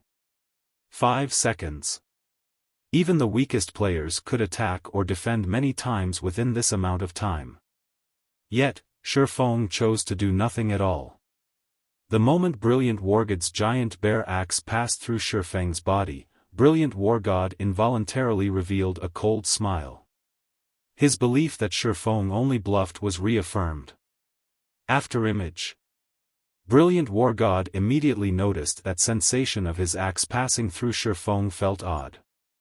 At this moment, he realized that the Xiaofan before him was simply an afterimage. He then spun, searching for Xiaofang's position. At this moment, Xiaofan had already arrived at Brilliant Wargood's back. His movements were silent as if he did not exist at all. Xiaofang's right hand twitched, and the abyssal blade lightly pierced through Brilliant Wargood's back. A hole appeared in the hard armor that Brilliant Wargod wore, and the shield warrior instantly felt his heart cool to freezing temperatures. Brilliant Wargod felt an immense pain in his chest. Since when had a young master like himself experienced such a degree of pain? Immediately, he released an agonizing scream as a damage of over -300 appeared above his head. With a single hit, Brilliant Wargod lost over a fifth of his total HP. Such speed and attack power. Aqua Rose had distinctly witnessed it from a distance, and her shock-filled eyes involuntarily blinked as a result. She did not think that Xiaofan, as a forger, would actually be so amazing in battle. His attack power was simply inhumane. Because of the equipment he possessed, Brilliant Wargood's defense was frightening. Yet, Xiaofang's normal attack dealt over -300 damage to the warrior. Between the two of them, be it defense or attack power, Brilliant Wargod was far from Xiaofang's equal. The disparity in strength was clear for all to behold. The two of them were on completely different levels. It was simply unbelievable. Even with Brilliant Wargood standards, there was still an evident gap in strength between him and Xiaofan. This fight had completely renewed Aqua Rose's recognition of God's domain. After stabbing Brilliant Wargod once, Xiaofan did not give Brilliant Wargod any chances. He once again waved the abyssal blade, sending a chop at Brilliant Wargood's body. Xiaofan landed a triple damage critical attack, causing over -2,400 damage and instantly killing Brilliant Wargod.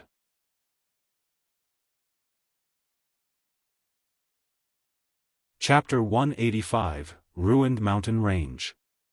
Xiaofan pulled back his sword, sliding it back into its scabbard.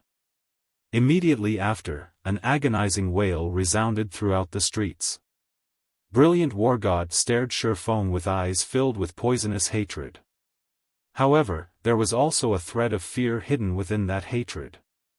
After all, Xiaofan had only used a single swordsman's skill, chop, to kill him instantly.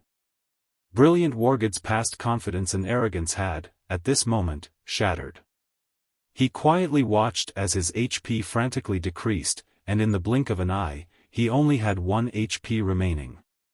Brilliant Wargod fell to his knees, his eyes filled with shock and fear. As this was only a duel, Brilliant Wargod could escape death this time. However, as Brilliant Wargod regained some of his spirit, he finally understood Xiaofang's comment of this would be a boring battle. At that time, Brilliant Wargod had still thought that it was Xiaofang's arrogance, not knowing the immensity of heaven and earth. In reality, however. No! Brilliant Wargod exclaimed as he noticed his levels swiftly decreasing. In the blink of an eye, he had already fallen to level 0. Although duels would not allow players to die, the punishment the losing party received would not be altered in the slightest. The sinister punishment Brilliant Wargod had previously set for Xiaofan had all come biting back at him. The system also transferred the map he gambled into Xiaofang's inventory. This time, not only had he dug his own grave, but he also bought his own coffin, suffering twice the loss. Miss Aqua, I'm done. Let's continue our talks. Xiaofan looked towards Aqua Rose with a smile as he spoke. Brilliant Wargod glared at Xiaofan with a malicious expression, his teeth gnashing. Immediately after Xiaofan turned his back on Brilliant Wargod, the shield warrior took out a Tier 1 magic scroll, using it on Xiaofan. Black Flame, Die. The Tier 1 magic scroll that Brilliant Wargod used was a flame-type spell called Flame Spear. The scroll contained a relatively strong, single-target, destructive spell. In any case, Brilliant Wargod had already fallen to level 0. He would not suffer a loss if the guards captured and jailed him. At worst, he would just have to delete his account and start all over again. It would be acceptable if he could kill Xiaofan and appease his hatred. Careful! Aqua Rose warned. Xiaofan did not expect Brilliant War God to be insane enough to dare attack him in the middle of Blackwing City. However, due to the short distance between them, it was too late by the time Xiaofan realized Brilliant War God's actions. The flame spear instantly struck Xiaofang's back, and Brilliant War God revealed a sinister smile as his attack landed. This flame spear was Brilliant War God's trump card. It was capable of causing up to 2000 flame damage to a single target. Even if Xiaofan were amazing, he was a single swordsman. How high could his HP be? It would already be heaven-defying if he had 1200 HP. With this 2000 damage, Xiaofan would unquestionably die. After the raging flames dissipated, Xiaofang's HP madly fell. Ha ha ha. So what if you are amazing? Since you dared provoke this young master, only death awaits you. Brilliant War God laughed loudly as he watched Xiaofang's full HP trickle to zero. Brilliant War God, you are too despicable. With this action, Aqua Rose finally saw through to Brilliant War God's true self. She did not think that he would be such despicable filth without even the most basic self-respect. Despicable? The victor becomes king, whereas the loser becomes a bandit. He can only blame himself for his own lack of skills. Brilliant War God sneered as he spoke. However, Brilliant War God's smile quickly faded the moment he discovered that Xiaofang's HP had stopped decreasing after reaching 20%. Why? Why aren't you dead? Looking at Xiaofan standing there, Brilliant War God retreated several steps, his trembling finger pointed at Xiaofan as he panicked. This, you don't need to know. However, since you've dared take action here, I'm guessing that you're prepared to receive your punishment, Xiaofan softly said. He chuckled as he clapped at the flames remaining on his body, extinguishing them. The damage caused by the flame spear could indeed kill a level 14 player with one hit. However, Xiaofan was different. He possessed 20 points of fire resistance. He also had the basic body strengthening passive skill activated, which would somewhat increase some of the hidden magic resistance. In addition, Xiaofan currently had a maximum HP of 1840 points, so a single flame spear was not enough to kill him. To put it another way, Tier 1 magic had no possibility of killing him with a single hit. At most, it would gravely injure him. Impossible. Brilliant War God was completely dumbfounded by this scene. After all, that was the most powerful Tier 1 magic scroll he had in his possession. It can't be, right? Aqua Rose was similarly shocked. Fire-type magic possessed the highest destructive force of all elemental magic. Yet, Xiaofan had survived after taking a direct hit from a Tier 1 fire-type spell. Just what kind of defense did he possess? Aqua Rose even started to suspect that Xiaofan was a shield warrior or a guardian knight in disguise. However, even guardian knights possessing the highest magic resistance could not forcefully survive this move. While the two suffered their shock, the Black Knights of Blackwing City had arrived. Compared to other towns and normal cities, Blackwing City's management was far more strict. The penalties it administered were even more unbearable. Hence, in Xiaofang's previous life, no players dared cause a scene while in Blackwing City. Any who did simply sought their own deaths. Not to mention, Brilliant War God had actually dared attack Xiaofan, who possessed the status of a demon hunter. Hence, Xiaofan did not immediately take action against Brilliant War God. In reality, he simply waited for the punishment Blackwing City would provide to Brilliant War God. Brilliant War God, you have committed an offense against Blackwing City's laws. Moreover, you attacked the Lord Demon Hunter. From now on, you will remain in jail in Blackwing City for 15 days. After your release, all your attributes would be decreased by 10% for a duration of 10 days, and the EXP you gain will decrease by 20%. The Black Knight captain walked up to Brilliant War God, stating his verdict. Hearing such a penalty, Aqua Rose sucked in a cold breath. This penalty was simply too heavy. Even if they locked Brilliant War God up for 15 days, as an Elder of Twilight Echo, there were other people available to help him level back up. However, now that he was level 0, with the 15-day gap and 20% EXP gain reduction, Brilliant War God would need to grind ceaselessly for over a month to catch up with the level of the majority of the players, not to mention catching up to the top-ranking players. Ha ha ha. Black Flame, I admit that you are amazing. However, from the moment I took action, I had already decided to delete my account and start all over again. Did you really think I would fear the system punishment? Although Brilliant War God trembled slightly when he heard the penalty he was to receive, giving it another thought, he planned to delete and rebuild his account. What should he be afraid of? Is that so? Then, I look forward to you deleting and rebuilding your account. Xiaofan smiled faintly, not bothering to explain. Seeing Brilliant War God's confident smile, Xiaofan could not bear to shatter his fantasies. Brilliant War God thought too lightly of God's domain. If a pig-brained person like Brilliant War God could think of such a method to escape punishment, the main God system would certainly have a solution. In Xiaofang's previous life, plenty of players had thought of God's domain as only a virtual reality game.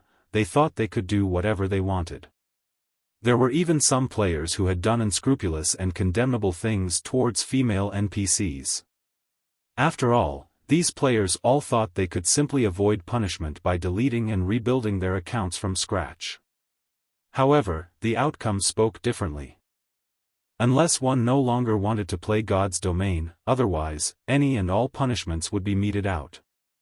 No matter how many times one deleted their accounts or changed their gaming helmets, the consequences were inescapable.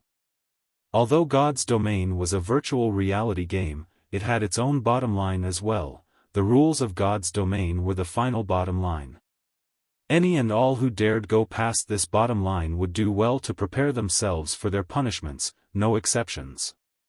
When Brilliant War God saw Xiaofan smile, he suddenly felt uncertain about his decision. However, when he gave it more thought, it was possible that Xiaofan just tried to frighten him. Immediately, Brilliant War God logged out of God's domain, preparing to delete and rebuild his account. Meanwhile, Xiaofan no longer cared to pay any attention to this brainless princeling. He then opened his bag, examining the clue to the God Slayer that he had just obtained. There was no marked location on this map. There were also no written words to give an explanation. If any other players were to obtain this map, they would have no clue of what to do with it. After all, they would not know the location displayed on the map, nor would they know how to look for it. Moreover, the official site did not publish a world map for God's domain. That explained Brilliant War God's ignorant generosity of wagering this map. Fortunately, Xiaofan was extremely familiar with God's domain. In Xiaofang's previous life, the various major guilds in God's domain made their own maps of God's domain, and Shadow was no exception. 10 years after God's domain started its operation, the world map that Shadow possessed was very thorough. Meanwhile, familiarizing oneself with the world map was one of the basic requirements of a guild leader, including Xiaofan.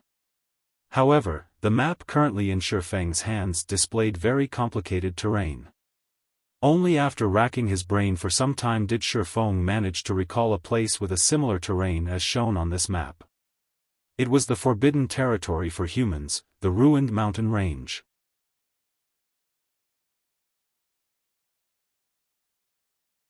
Chapter 186, State a Price. Just as Xiaofan recognized the location shown on the map. 4 level 200 black guards appeared on Light Street, each wielding a black spear in their hands and walking towards Brilliant War God, they intended to take him away. Don't even think of catching me. Brilliant War God immediately logged out of the game. However, an unbelievable situation occurred. One could describe this as an out-of-body experience. Like an empty shell, Brilliant War God's body suddenly fell to the ground, motionless. However, the 4 black guards did not care much about this. Two of the knights grabbed a hold of Brilliant Wargood's body from each side, dragging him away from Light Street. Soon after, the Black Knights also dispersed from the scene. Master Black Flame, what is going on here? Didn't Brilliant Wargod log off? Logically, his body should also have disappeared. Aqua Rose looked at Xiaofan, her shining eyes blinking as she asked. Although Aqua Rose did not know why she would ask Xiaofan, her instincts told her that Xiaofan might know the answer. If Xiaofan knew that Aqua Rose had asked him about this matter out of instinct, the fearsomeness of a woman's intuition would certainly surprise him.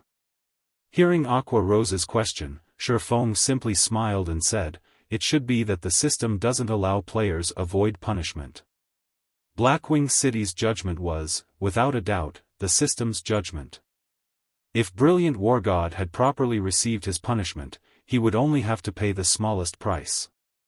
However, if Brilliant Wargod deleted and rebuilt his account, not to mention losing the money and equipment that he originally had, he would also lose all the reputation he had earned in God's domain. Reputation was not easy to gain. After all, many of the quests that rewarded players with reputation points were unique quests. So, it is like that. Aqua Rose understood the truth of the matter. Otherwise, if everyone simply deleted and rebuilt their accounts the moment they did something nefarious, wouldn't that turn God's domain into a heaping mess? However, along with the passing of time, player levels would become higher, while the chances of such matters occurring would decrease as well. After all, players had dedicated a great amount of time and energy onto cultivating their God's domain accounts. There would be few people with the courage to start all over again. However, if players encountered a situation like Brilliant Wargood's, a majority of them would choose to delete and rebuild. After all, it would be much faster to start all over again, and it could be a way to take advantage of the system. Naturally, the main God system would not make such a mistake. Regarding the calamity that had befallen Brilliant Wargod, Aqua Rose did not display a hint of sympathy. On the contrary, she was very grateful for Xiaofang's significant help. Her and Brilliant Wargood's families had always been friendly with each other, and both families intended to increase and widen their wealth and influence through marriage. On the other hand, Aqua Rose had, from the very beginning, opposed this notion. She intended to create a legacy for herself, increasing her right of speech within her family to oppose this marriage. God's domain just so happened to have given her this very good chance. As long as she could further herself in God's domain, and adding in Brilliant Wargood's actions, she could easily vanquish the notion of marriage between the two families. After dealing with the matter of Brilliant Wargod, Xiaofan and Aqua Rose returned to the restaurant and resumed their business talks. Originally, Xiaofan wanted to investigate the God Slayer's whereabouts. However, he set it aside for now. In God's domain, the ruined mountain range was an absolutely forbidden place for humans. In Xiaofang's previous life, many players did not believe this fact. In the end, all who went there found only death. From then on, nobody dared casually enter the ruined mountain range. With Xiaofang's current strength, not to mention entering the ruined mountain range, even the path leading to the ruined mountain range presented an impossible challenge for Xiaofan. How would he reach the location marked on the map? The only choice he had right now was to increase his strength. When he had sufficient strength, he could then think of a way to go there. Master Black Flame, these are the various forging materials that you've requested. Due to limited bag space, I've only brought the rare and precious materials. This time, Master Black Flame has helped me a great deal, so I'll sell these to you at a lower price. You just need to pay me 43 gold coins for them. Aqua Rose displayed the transaction list, smiling as she spoke. The cost of purchasing all these materials came to a total of just over 37 gold. Originally, Aqua Rose intended to sell all these materials to Xiaofan for 50 gold. However, since Xiaofan had helped her out, she chose to earn a little less in this transaction. Initially, Aqua Rose had not possessed enough gold coins to purchase all these materials. However, she made a big profit from the glimmer chestplate forging designs, which she bought from Xiaofan last time. Not only had she earned over 100 gold coins, but she also earned back all the credits she used to purchase the forging designs. She still had quite a few glimmer chestplate forging designs remaining. If she sold all of them, she could still earn tens of gold coins and hundreds of thousands of credits. Even for an apex first-rate guild like Twilight Echo, the entire guild's currently available fluid funds only amounted to 20 to 30 gold. Meanwhile, Aqua Rose had over 100 gold in her possession, invoking the guild's elders' jealousy. After having the first tastes of profit, Aqua Rose greatly anticipated the surprise Xiaofan was about to create. 43 gold? When Xiaofan looked at the transaction list, his heart skipped a beat. He had not expected Aqua Rose to be so capable. She had actually gathered so many materials. Taking a quick glance at the transaction list, the materials listed were all rare, required for forging mysterious iron and secret silver ranked items. There were even some extremely rare fine gold ranked materials. At this stage of the game, it was absolutely impossible for players to find any of these materials in Star Moon Kingdom. Aqua Rose had also bought a large quantity of hard stones, as Xiaofan had specially requested a lot of them. Now, Aqua Rose had close to 1,000 stacks of hard stones for Xiaofan, completely filling up her ore bags. Xiaofan could not help but admit that the ore country was aptly named. Ore bags were different from normal bags. They were specifically made for storing forging materials. Hence, these bags had extremely large storage spaces, and each one was several times, some even several tens of times, larger than a normal bag. In Aqua Rose's case, aside from her main bag having 100 slots, her remaining 6 bags were all ore bags. Every one of her ore bags had 350 slots for items, and all 6 ore bags were currently filled to the brim. The country Aqua Rose came from did not lack ores. Hence, Aqua Rose only sold each stack of hard stones to Xiaofan at a price of 80 copper coins. Aqua Rose had probably purchased all of these hard stones at an even lower price. Compared to these sold in Star Moon Kingdom, the price of these hard stones was simply too cheap. Right now, each stack of hard stones sold for 3 silver coins. Just by selling these hard stones to other players, Xiaofan could make a profit of several times his cost. Moreover, those players would fight over these hard stones. However, even Xiaofan could not afford 43 gold in a single transaction. Fortunately, Xiaofan came prepared. He removed a pile of level 8 and level 9 bronze equipment and quite a lot of mysterious iron equipment from his bag. He had personally forged a majority of the equipment, while he had obtained the remainder from the Moonlight Forest.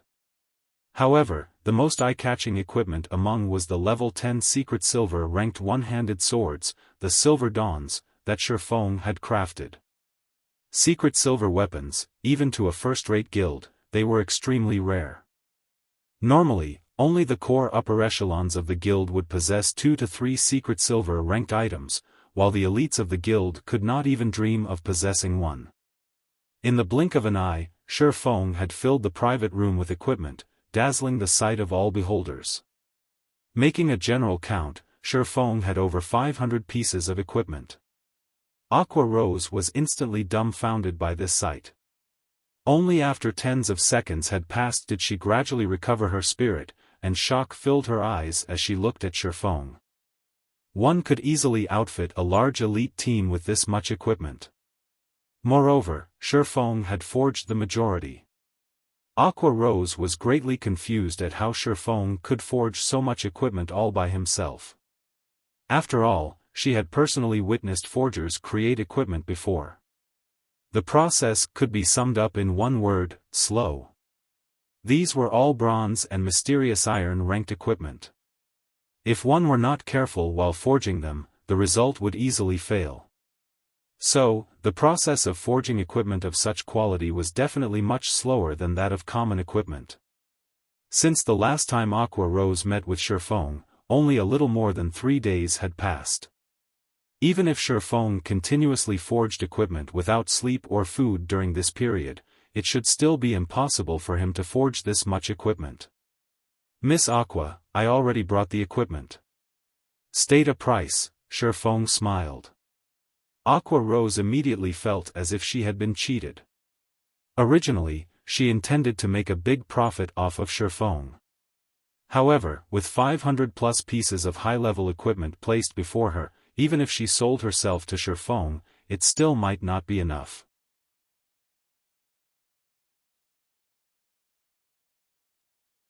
Chapter 187, Frightening Forger. The private room of the restaurant was very large. However, it was insufficient to contain all of the weapons and equipment that Xiaofan had taken out. The entire room was cramped with items right now.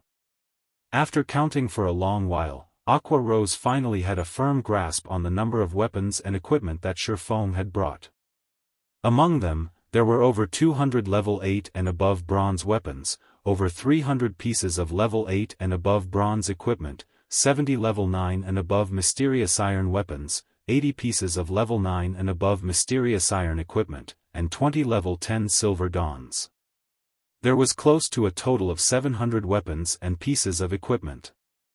With this much equipment, Aqua Rose would have no problems gearing up even a 100-man team. The attributes of the silver dawns were especially frightening. Compared to the giant bear war axe that brilliant war god had, the silver dawn's attributes were much stronger. Twilight Echo had sacrificed many of their elite members to obtain brilliant wargod's level 9 giant bear war axe. After all, it was only a normal occurrence to lose over 20 elite players when dealing with a chieftain-ranked field boss. Chieftain-ranked field bosses were extremely rare in God's domain, and meeting one all depended on luck. Moreover, after meeting one, sacrifices were necessary to bring it down. This was the exchange of the lives of the guild's elites for equipment, and it was a huge loss to the guild. Yet, Xiaofan casually displayed 20 secret silver weapons. Aqua Rose no longer knew how to describe Xiaofan. Despite having an immeasurably high strength, his standards as a forger were also at their apex, as Aqua Rose had yet to hear news of any player forging a secret silver-ranked item. Xiaofang's existence simply caused others despair. At the same time, Aqua Rose had finally come to an understanding of just how frightening a forger could be. If any guild could have a forger like Xiaofan, that guild would not have to worry about trying to obtain equipment. As long as they had the forging designs, they could have whatever equipment they wanted, and at any time they wanted it. There would be no need for them to waste tremendous effort to kill bosses. Moreover, killing an extremely powerful boss would only yield several pieces of equipment. On the other hand, as long as a forger had the materials, they could create as many pieces of equipment as they wanted. It was much faster and more convenient. Miss Aqua, you look a little pale. Are you alright? Xiaofan looked at the dazed Aqua Rose, asking with concern. Me? As Aqua Rose regained her senses, she involuntarily wiped the sweat from her forehead. I'm fine. Why would I have any problems? Is it possible that Miss Aqua can't afford this many weapons and equipment? If this is so, just pick as many as you can. Xiaofan could sympathize with Aqua Rose's situation. After all, even a first-rate guild could not buy up all this equipment in one go, not to mention Aqua Rose by herself. Master Black Flame, I want all of these items. However, can we carry out the transaction with credits? Otherwise, if I give Master Black Flame all of my gold coins, would starve. Aqua Rose smiled bitterly. There were so many good items before her eyes, and it would be a sin not to gobble all of them up right now.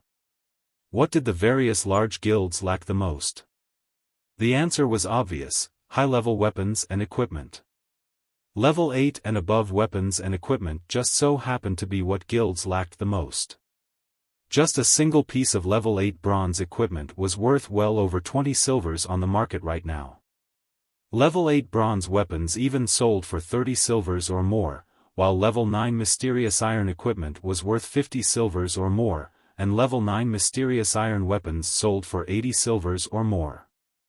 As for the level 10 secret silver weapons, the Silver Dawns, they were priceless treasures, and not a single person out there would willingly sell one.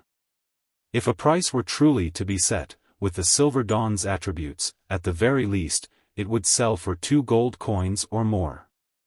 20 Silver Dawns would then equate 40 gold coins. That was nearly half of all the game currency Aqua Rose owned. Moreover, this was the lowest price for the Silver Dawn. That's fine as well. I'll just take these forging materials, in addition to 50 gold, to cover for a portion of the bill. You can pay the remainder using credits, Xiaofan spoke after giving it some thought. This, Aqua Rose hesitated for a long time. In the end, however, she gnashed her teeth as she agreed, saying, "All right, I understand." Hearing Xiaofan's words, Aqua Rose really wished that she could recruit Xiaofan. In just a few moments, Xiaofan had taken away a greater half of the gold coins she had earned after much effort. Aqua Rose felt extreme frustration in her heart. However, Aqua Rose suddenly discovered that she truly did not possess anything that could attract Xiaofan to her side. Regarding weapons and equipment, as a forger, Xiaofan did not lack any of these, to begin with. His money-earning capabilities were obvious. As for status, although he was simply a nobody right now, the moment the name of the Black Flame Forger spread, his status would become undeniably grand, earning the respect of others. The only thing remaining was a girlfriend. If Xiaofan did not have one right now, there were plenty of great beauties in Aqua Rose's elite team. Every one of them possessed beauty that could easily move one's heart, and their bodies were all curved in the right places. Plenty of men often tried to court these women. Aqua Rose would be rich if she could get one of her team's beauties to hook up Xiaofan. However, it would be unquestionably foolish if she asked Xiaofan this question right now. She could only wait until their relationship grew before digging for some hints. If Xiaofan knew the thoughts Aqua Rose had in her head right now, she would probably frighten him away. After all, who would have thought that the elegant and cheerful Aqua Rose could be so cunning? Very quickly, the two of them completed their transaction. Aside from obtaining the 43 golds worth of materials from selling the equipment, Xiaofan also obtained an additional 50 gold coins and over 2 million credits. Just by striving for 3 short days, Xiaofan had instantly multiplied the 10+ gold he had initially spent by more than 10 folds. Xiaofan had made a huge profit from this trade. This time, regarding gold coins, Xiaofan had once again become the richest person in White River City. Meanwhile, Aqua Rose was also greatly pleased. With this many weapons and equipment, she could greatly strengthen her own legion and very quickly turn it into the #1 legion in Twilight Echo. At that time, her right to speak would also grow, while those elders would no longer dare speak nonsense in front of her. Master Black Flame, let's schedule next trade for 4 days from now. It just so happens to coincide with the day the Blackwing auction will be held. What do you think? Without realizing it, Aqua Rose treated Xiaofan as a good friend now. All right. I can also save the number of uses left on the pass. Xiaofan nodded in agreement. He had earned simply too much this time. He also needed quite some time to forge new weapons and equipment. Now that Aqua Rose had yet to obtain additional Blackwing City passes, it was also beneficial to have a time extension. Soon after, the two parted ways. Xiaofan then went to purchase more frost grenades. This time, he bought a full stack of 200 intermediate frost grenades for 18 gold. He also bought 5 stacks of 1000 basic frost grenades for 13 gold, 50 silver. In just a short moment, he had spent 31 gold, 50 silver. However, Xiaofan did not feel any heartache over it, as the money he obtained from Aqua Rose just now was simply the tip of the iceberg. The true iceberg was still within his grasp with the incomparably popular hard stone. To Aqua Rose, whetstones were neither rare nor special. After all, being from the ore country, such items were available in abundance. The number of forgers there was as plentiful as the hairs on an ox, so they were not particularly desperate for such items. However, it was a different story for the Star Moon Kingdom with the various guilds in the White River City region who were desperately trying to level up. These guilds were in desperate need of hard stones. Yet, it was just too difficult to obtain any. They might even go bald from over-worrying right now. As for after these guilds entered White River City, Xiaofan did not need to worry that these guilds would suddenly halt their need for whetstones. Even after everyone entered White River City, the issue of durability would still plague them. It might even become a much more serious issue. Hence, Xiaofan did not worry in the slightest that he could not sell his hard stones. He merely had to decide at what price he would sell them for. Just as Xiaofan was about to return to White River City, Blackie suddenly sent news. "Brother Feng, this is not good. Right now, all of the guilds within the White River City region are looking for you. They say that if you do not give an explanation on the official forums, all the guilds within the White River City region will add us to the wanted list."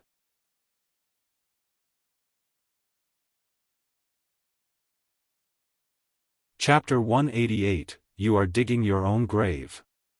After reading Blackie's message, Xiaofan was confused. Why would the guilds within the White River City region suddenly look for trouble with them for no reason? Moreover, they even wanted an explanation. What did they want him to explain? However, Xiaofan did not pay further attention to this matter. It would be better for him to get the details after he returned to White River City. Hence, he took out the 7 Luminaries crystal, teleporting to White River City. Level 10 Monster Area, White Sand Ruins. A 40-man elite team was currently clearing level 10 desert twin-headed snakes. Every member of the team took action in an organized fashion, and very quickly, the team dispatched all of the tens of desert twin-headed snakes, turning them into an abundance of EXP. This elite team belonged to the guild, Martial Union, chased out of Red Leaf Town by Xiaofan. Meanwhile, the leader of this team none other than Unstable Devastation. "Boss Unstable, the deed is done. I've already told them the conditions, pros, and cons. At that time, we'll share the secret Xiaofan used to reach level 10 quickly. Currently, there are a total of 8 unrated guilds that have agreed to enter our little alliance," an assassin came running, reporting. "Good, you've done well." Unstable Devastation laughed with a smirk on his face. He then said confidently, "Yi Feng, you are the one courting death. You actually dared ignore my words. Now, the entire White River City region has discovered the leveling secret you used to reach level 10. I've also established my own alliance. Whether you reveal that leveling secret or not, you will be finished." When Xiaofan had utterly rejected him, Unstable Devastation had been sent into a daze for a long time. He did not think that Xiaofan would act so decisively. However, since Unstable Devastation could not control Xiaofan through threats, he could only use a more strenuous method to deal with Xiaofan, publicizing the matter about this secret to all of the other guilds. Now that the competition between the various large guilds was so intense, every one of these guilds worked towards swiftly raising their members' levels to level 10. Meanwhile, Xiaofan possessed a leveling secret that could allow these guilds to achieve such a feat, so these various large guilds would naturally want it. After all, while the other guilds still worried over the matter of reaching level 10, Xiaofang's entire team was already level 10 and currently developed themselves further in White River City. Their situations were worlds apart. Currently, Xiaofang's team occupied all of the resources available in White River City. With that access, they could increase the gap even further. By the time the majority of the players in the White River City region entered White River City, Xiaofang's team may already occupy all the high-level resource areas available in the city. How were other players supposed to mingle in White River City then? That was to say, if any guild could obtain Xiaofang's leveling secret, they would become a tyrant in White River City in the future. With such a temptation in sight, who could resist? Not to mention, Xiaofan was merely an independent player.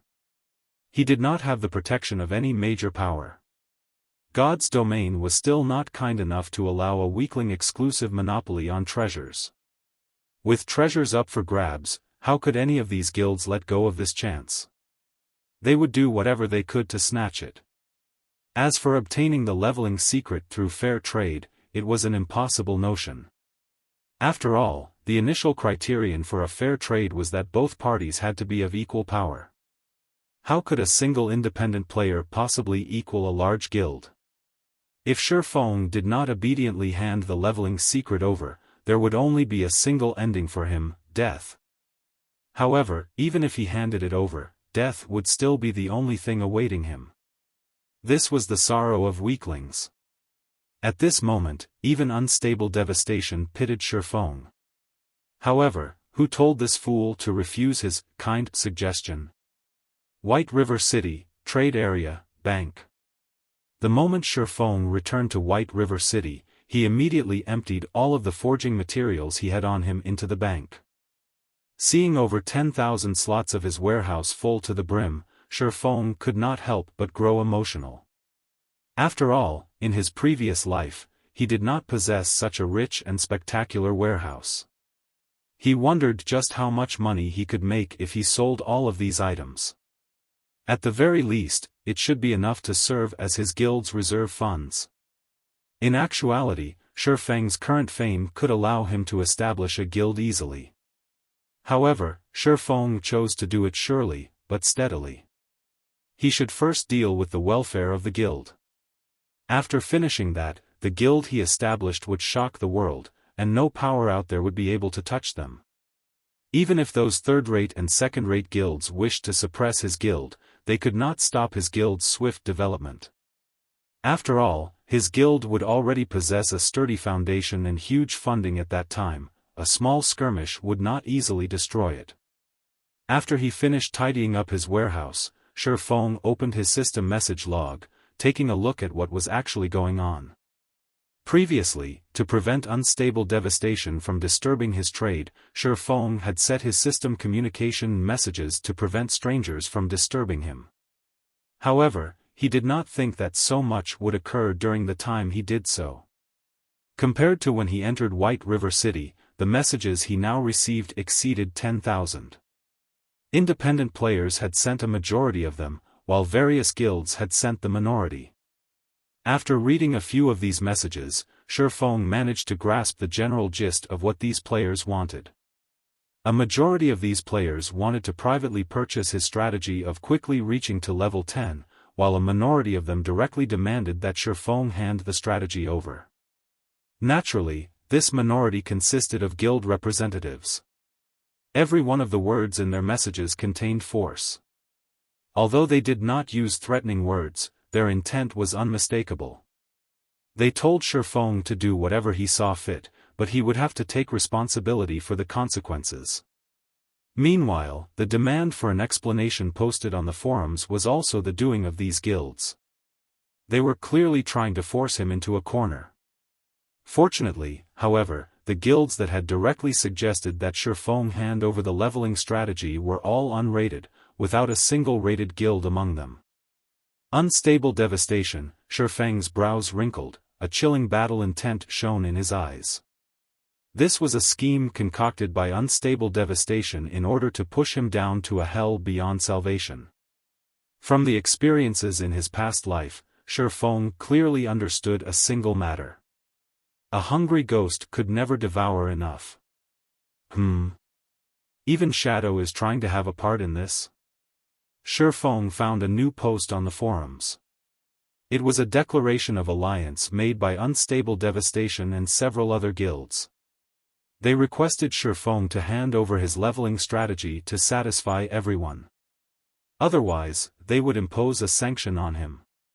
Meanwhile, Shadow was among the several guilds that had joined this alliance. Immediately, plenty of people showed their support for Unstable Devastation. They all wanted Xiaofan to hand over his leveling strategy, benefiting everyone.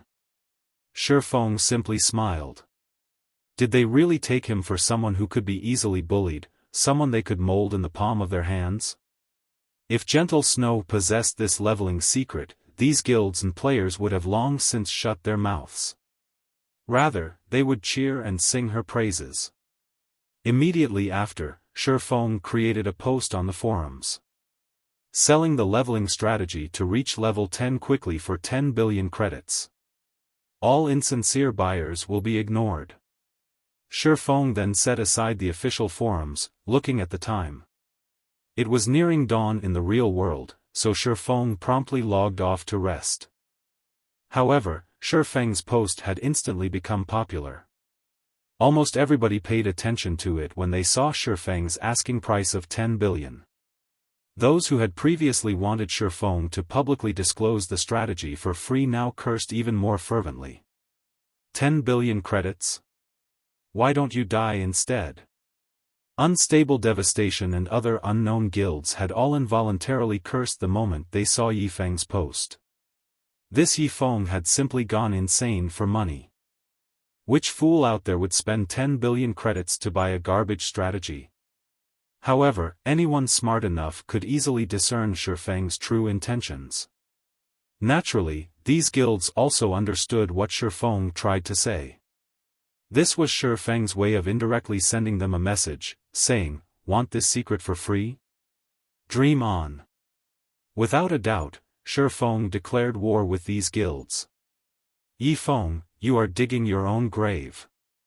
Unstable Devastation spoke in rage, though his tone carried with it a hint of gloating.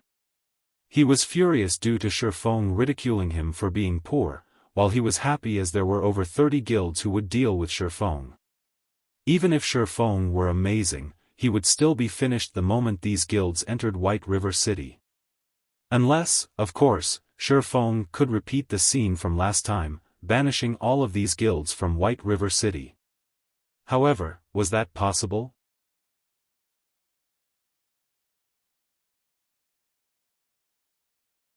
Chapter 189, Berserked Market.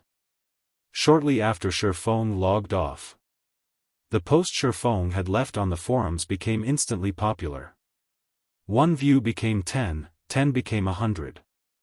Players had strong gossiping hearts, so they would not miss out on this good show. Within a short 20 minutes, almost all players within the White River City region had discovered this matter. The guilds that had demanded the leveling strategy from Xiaofang were all enraged. Crap! Find all of the information about that little bastard for me. Not only am I going to kill him back to level 0, but I'm also going to kill all his friends back to level 0. Since he dares humiliate Ghostwheel, he can forget thinking of mingling in God's domain any longer. Sleeping Bones, the guild leader of Ghostwheel, was furious after listening to his subordinate's report. Although Ghostwheel was an unrated guild, they were still a large guild with over 5,000 members. Yet, a lone, independent player looked down on them. How were they supposed to show their faces in public in the future if they took this lying down? "Leader, I've already investigated him," an elementalist said. "Speak." "Since he dares look down on Ghostwheel, I can't retain the name, Sleeping Bones, if I don't kill all of his friends back to level 0. Sleeping Bones bellowed. "That Yifeng is an independent player, and I've confirmed that he has 8 team members. Aside from them, Yifeng also has a good relationship with Stabbing Heart, the vice leader of the Assassins Alliance. Rumor also has it that he has a very close relationship with the Snow Goddess, Gentle Snow, as well," that elementalist answered. Sleeping Bones suddenly fell silent. Was this a joke? If they dared to actually kill Stabbing Heart of Assassins Alliance and Gentle Snow of Ouroboros, then the day they entered White River City would be the day Ghostwheel disbanded. Forget it. I, Sleeping Bones, am a magnanimous person. We'll just stick to killing Yifeng and his teammates, lest we want other people to start gossiping about us. Roger. Guild leader is the wisest. At the same time, the other guilds that did not have a clear understanding of Xiaofang began their investigations about him. They were prepared to properly deal with him the moment they entered White River City. Meanwhile, on the forums, players were currently discussing this incident. They all felt that White River City's battle of the century was about to begin. This fellow brother Yifeng simply too awesome. Isn't he trying to oppose those various guilds? He is just overestimating himself. Who does he think he is? When these guilds enter White River City, it will take no effort for them to destroy him. What do you know? Yifeng is a god-ranked expert. Previously, he turned Martial Union upside down, while Martial Union could do nothing against him. They were even chased out of Red Leaf Town. Now, Yifeng is even facing off against so many strong powers. He is truly my generation's role model. What's so amazing about that? I could do it as well. Don't forget, that incident happened in a town. The various large guild strength scattered. How many members could they possibly have in a single town? It was only natural that they were defeated. There were many players browsing the forums. However, a majority of them did not feel optimistic about Shifeng's chances. They were especially confused about Shifeng's actions. Just how stupid could Shifeng be, to actually dare taunt the guilds? Was he not afraid of these guilds taking revenge and killing him back to level 0? Along with the growing intensity of the discussions, the so-called god-ranked expert had also become a courageous fool. Many started ridiculing Shifeng. Just when the forums reached their zenith, Shifeng's White River City guidebook post revealed itself the moment the preset time arrived. The post's appearance caused a massive ripple effect. The White River City guidebook was undeniably what various large guilds needed the most right now. A few level 9 independent players also urgently needed it. If these players had the White River City guidebook, they would not have to spend a large amount of time exploring the city. They only needed to refer to the guidebook to learn what they needed to know. Compared to the heavenly price of 10 billion for a single leveling strategy, using 20,000 credits to purchase a luxury version of the White River City guidebook was unquestionably a lot cheaper. It was practically the price of cabbage. Also, the cheaper, simplified version only sold for 300 credits. These various guilds and players could easily accept that price. However, afraid of Shifeng's trickery, a large majority of the guilds chose to purchase the simplified guidebook, taking a look at it before making further decisions. After all, they could afford a loss of 300 credits.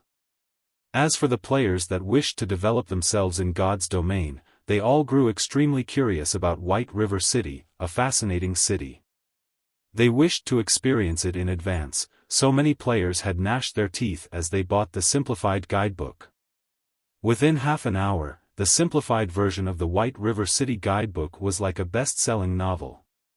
Sales of the guidebook continuously increased, and before anyone knew it, over 5,000 copies had already sold. In other words, Shifeng had earned 1.5 million credits within this short time. Many players had discovered business opportunities from this. Players who originally worried about whether or not they could make money in God's domain relaxed at this sight. After all, Shifeng was their best example.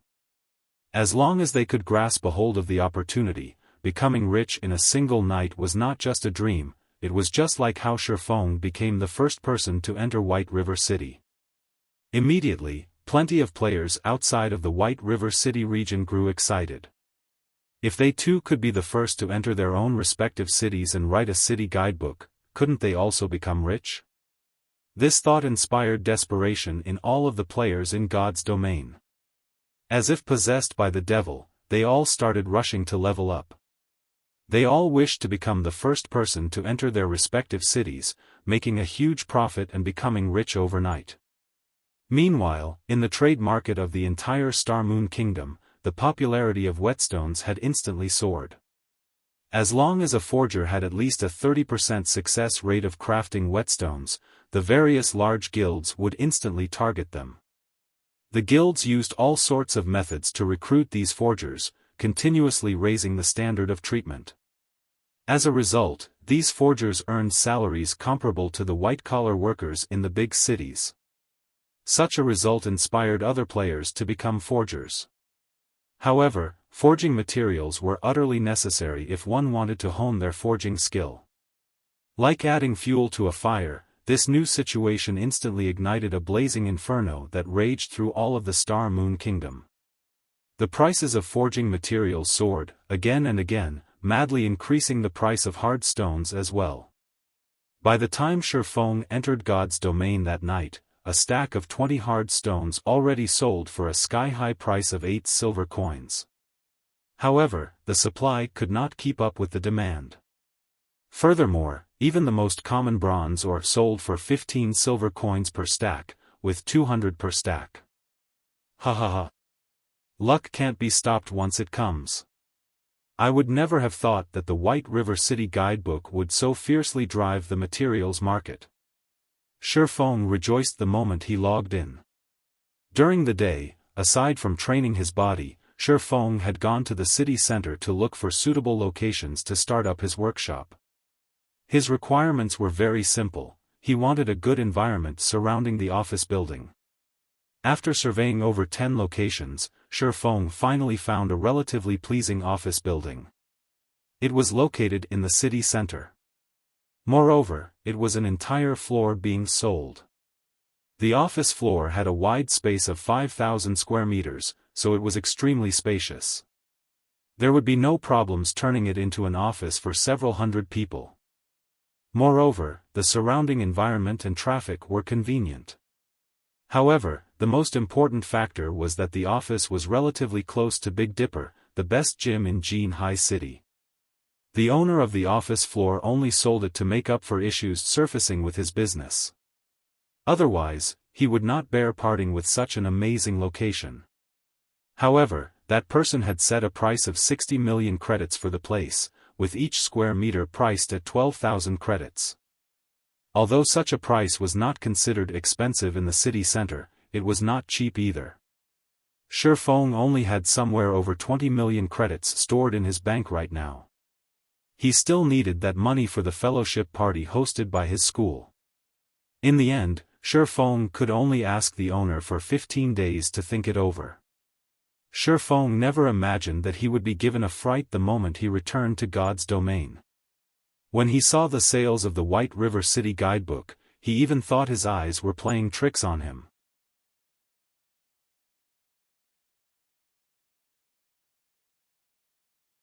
Chapter 190, Taking Precautions. Xiaofan had already received attention since the problem of the leveling strategy cropped up. Now that he had priced the leveling strategy at a shockingly high price of 10 billion credits, he was once more pushed into the spotlight.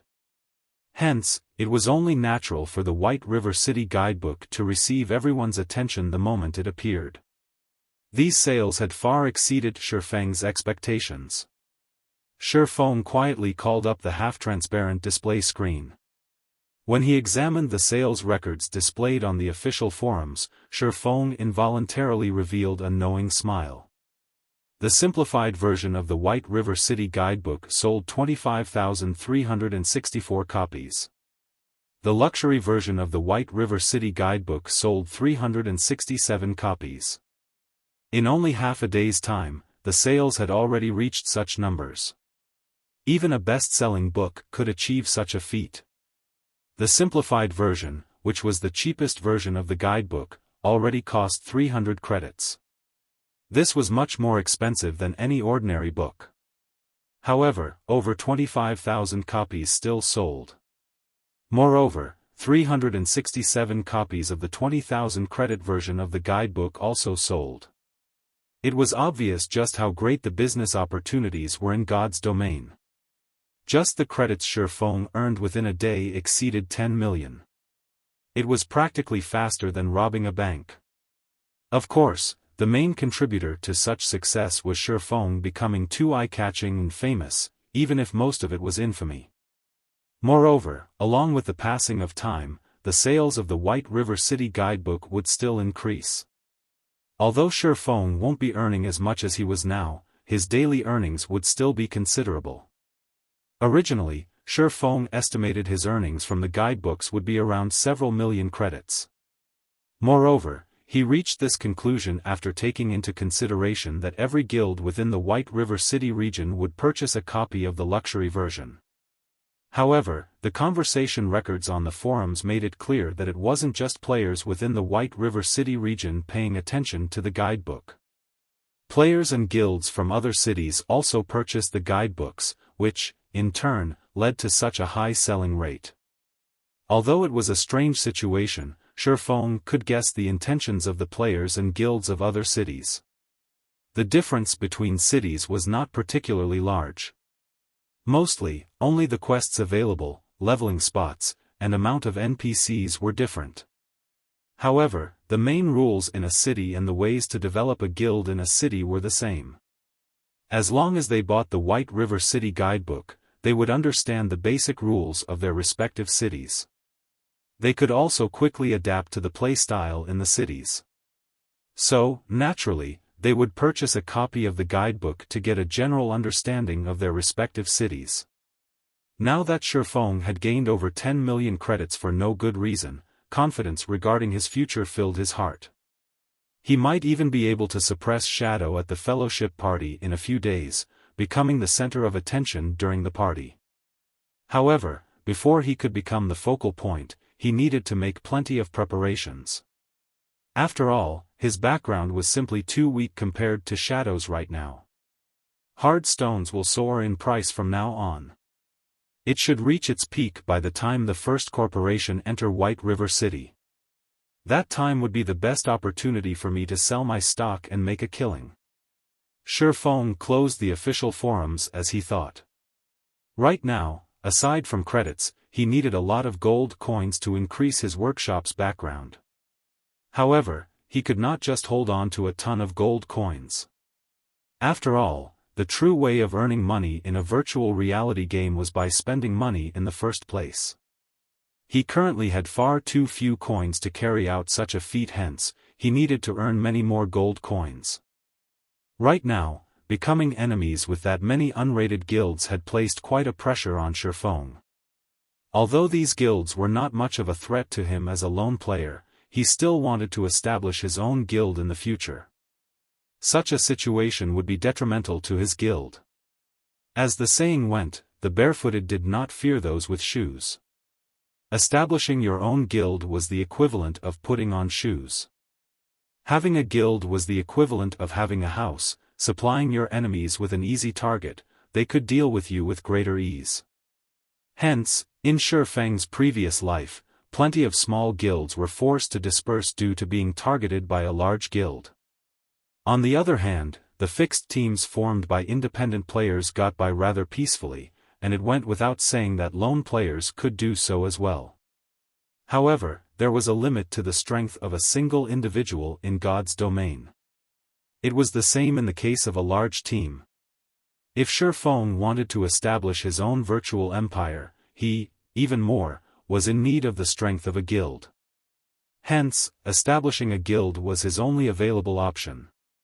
To reduce the pressure on himself, Xiaofan needed to increase the pressure on these unrated guilds. That way, they couldn't spare any time to deal with him. Although there was still a long time until these guilds would search him out, it was wise to take precautions. Immediately, Xiaofan contacted Stabbing Heart. Brother Yifeng, I am truly grateful for your help the last time. Because of your guidebook, the elite teams of our guild could prepare far more than other guilds. After we enter White River City, I believe it won't be long before our Assassins Alliance reigns supreme over the other guilds in White River City. Stabbing Heart excitedly said, however, after not meeting for some time, I never imagined that Brother Yifeng would grow even more famous. I am truly envious. If I become as famous as Brother Yifeng, I might even be promoted to an elder position during the next guild meeting. I'd rather be more ordinary, Xiaofan smiled bitterly as he shook his head. The nail that stuck out would be hammered down. Although Xiaofan had long since been prepared for this in his heart, he did not think that the actual situation would be so intense. Brother Yifeng, since you are looking for me, do you need help for something? Stabbing Heart asked. Normally, Xiaofan would not take the initiative to contact him unless there was something going on. Of course. Moreover, it is good news for you, Xiaofan laughed. Good news? Stabbing Heart grew slightly excited. He had received plenty of praises from the guild leader due to the help he received from Xiaofan the past several times. As a result, his position in Assassin's Alliance had risen by quite a bit. Meanwhile, the matter of the White River City guidebook even earned him the good graces of the guild elders. They had already labeled him as one of the reserve elders of the guild. Such a promotion was rare in the Assassin's Alliance, and it displayed how highly the guild leader and elders thought of him. Do you lack hard stones right now? Xiaofan asked. Lack? My subordinates and I have a headache over this matter right now. Even though I'd sent many people out to grind, the amount of hard stones we obtained is merely a drop in the bucket. Does Brother Yifeng need some hard stones right now? Stabbing Heart breathed out a tired sigh when he heard the words hard stone. He then immediately said, if Brother Yifeng needs them, should be able to gather 3 to 4 stacks for you. I truly can't spare any more than that. Stabbing Heart only spoke the truth. After all, he had prepared these hard stones for the forgers in his guild to craft whetstones. Brother Stabbing Heart, you're overthinking things. I'm not calling to buy, but to sell, Xiaofan laughed. Sell? Stabbing Heart was awe-stricken. Hard stones were extremely rare right now, and it was insanely difficult for average players to obtain them. Not to mention selling them, players would normally choose to keep them for their own use. After all, if one wanted to level up quickly, whetstones were a must. How many do you have? Be it 2 or 3 stacks, I want all of them. I'll even buy them at above market price. What do you think about 9 silver coins per stack? In Stabbing Heart's mind, Xiaofan was only an independent player. It was already heaven-defying for him to have 2 to 3 stacks. After all, Stabbing Heart's own team, which consisted of hundreds of players, had only managed to obtain 3 to 4 stacks after a long time. No, I have 50 stacks. However, I'm only taking coins for them, Xiaofan casually responded, extended 5 fingers.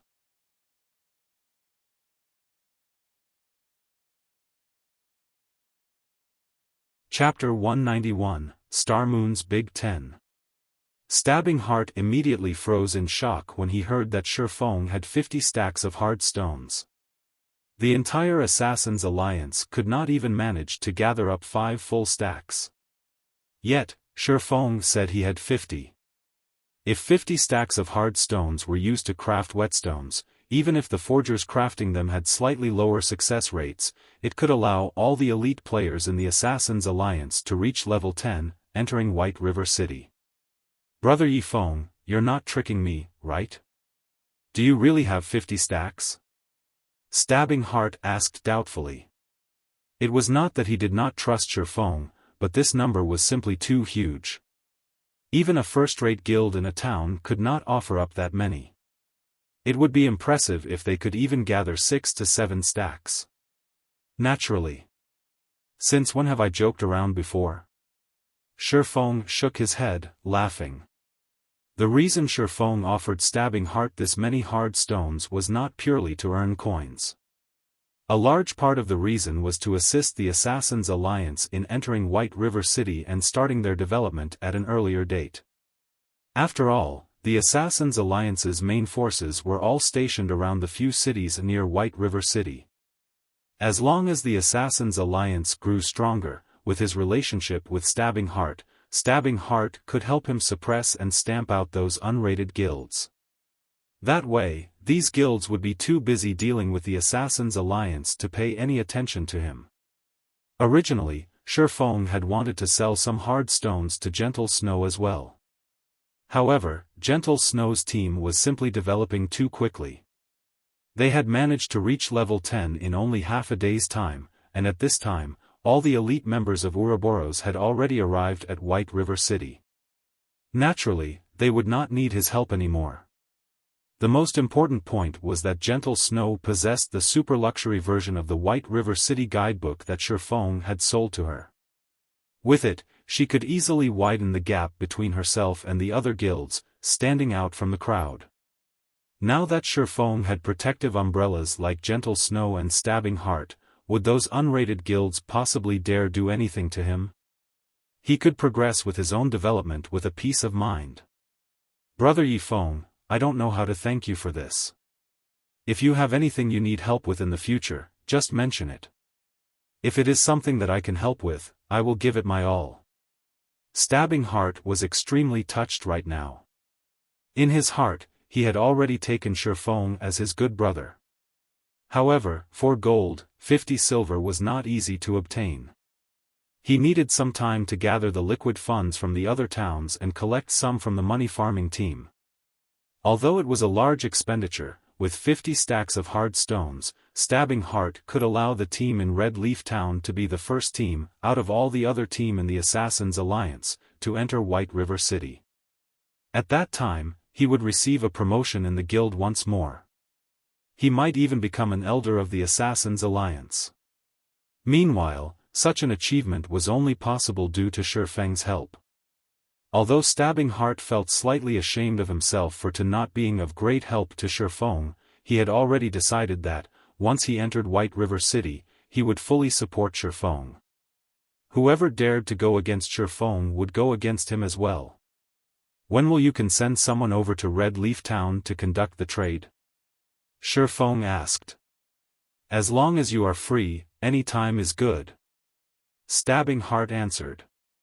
Oh, right. I have something I need to ask you. Do you know the current whereabouts of the team from Martial Union led by Unstable Devastation? Xiaofan felt that, since he was going to make a trip back to Red Leaf Town, he might as well look for Unstable Devastation to extract his revenge. This, I know. They're currently at the White Sand Ruins. Are you planning on taking revenge on them? I'll call some men over to go with you. They have quite a few of players on their side, so it would be dangerous for you hunt them by yourself. Stabbing Heart was slightly surprised. He did not think that Xiaofan would take revenge so quickly. Moreover, he was even going to deal with the elite team led by Unstable Devastation directly. After all, that elite team formed after Unstable Devastation merged the elite teams from 5 different towns. The number of elites in that team even far exceeded that of Stabbing Heart's own elite team, so it would not be easy to deal with them. Thanks, but I wish to deal with my own matters by myself. Let's meet up in front of Red Leaf Town's bank in 20 minutes, Xiaofan thanked him. All right. I'll send some men to investigate Martial Union's exact location. At that time, I'll pass on their exact whereabouts to you along with the 4 gold, 50 silver. Stabbing Heart naturally knew of the arrogance of an expert, so he did not pursue the matter. Otherwise, if he were to find trouble with Martial Union without Xiaofang's agreement, he might even incur Xiaofang's ire. 20 minutes later. Xiaofan arrived in front of the bank in Red Leaf Town. Hello, big brother Yifeng. I am Coco, from the Assassins' Alliance. Big brother Stabbing Heart sent me here. Here is the grinding location of Martial Union's elite team. A pure and pleasant-looking female elementalist walked over, her eyes sparkling as she looked at Xiaofan. After all, the Xiaofan before her was the god-ranked expert of Red Leaf Town that everybody knew about. He was a person that even team leader Stabbing Heart of Red Leaf Town treated with respect. Most importantly, Xiaofan was good friends with the snow goddess that she admired greatly. There was absolutely no chance for a normal lifestyle player like herself to come into contact with such a legendary figure. She was only here today to conduct a trade because the other forgers in the guild were too busy, while she was a newly recruited forger in the guild. Only, she did not think that she could meet such a great character. Xiaofan glanced at this girl, and his expression immediately froze. Cream Coco, wasn't she that famous master forger of Starmoon Kingdom?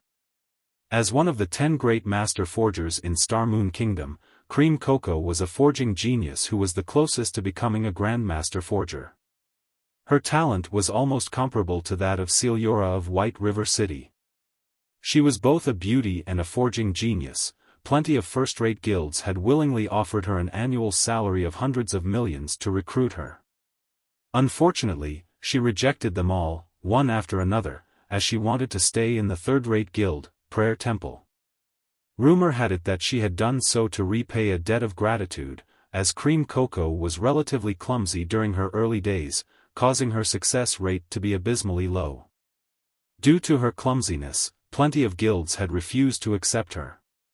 In the end, Prayer Temple was the only guild that had accepted and nurtured her, so she did not wish to leave them. Unfortunately, even with such a genius master forger in their guild, Ouroboros still destroyed Prayer Temple in the end.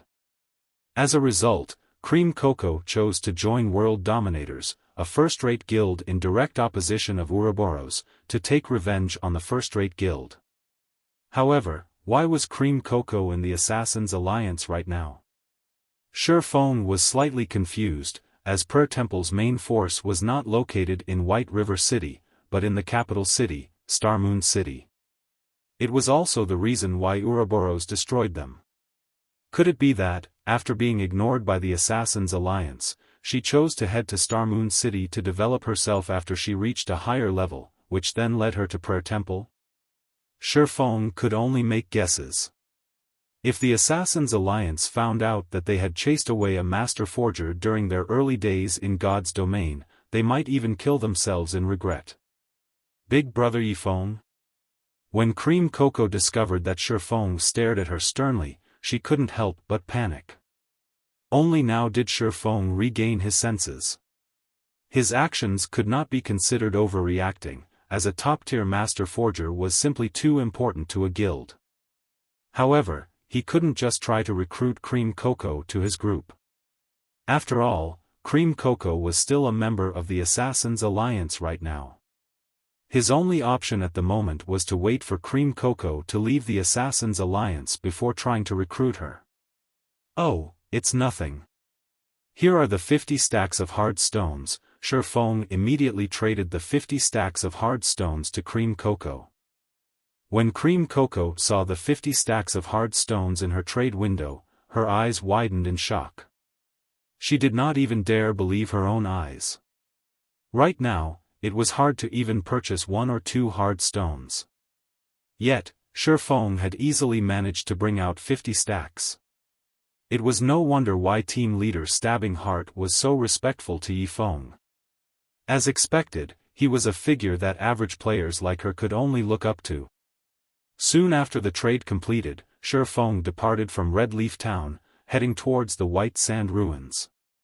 However, he did not add Cream Cocoa as a friend, as such an action might cause a change to the track of history, causing Cream Cocoa to instead stay with the Assassins' Alliance. If that happened, he would definitely cry with regret. Hence, he would let history repeat itself without his interference. Now that he knew Martial Union's precise location, he would immediately teach Unstable Devastation the consequences of becoming his enemy.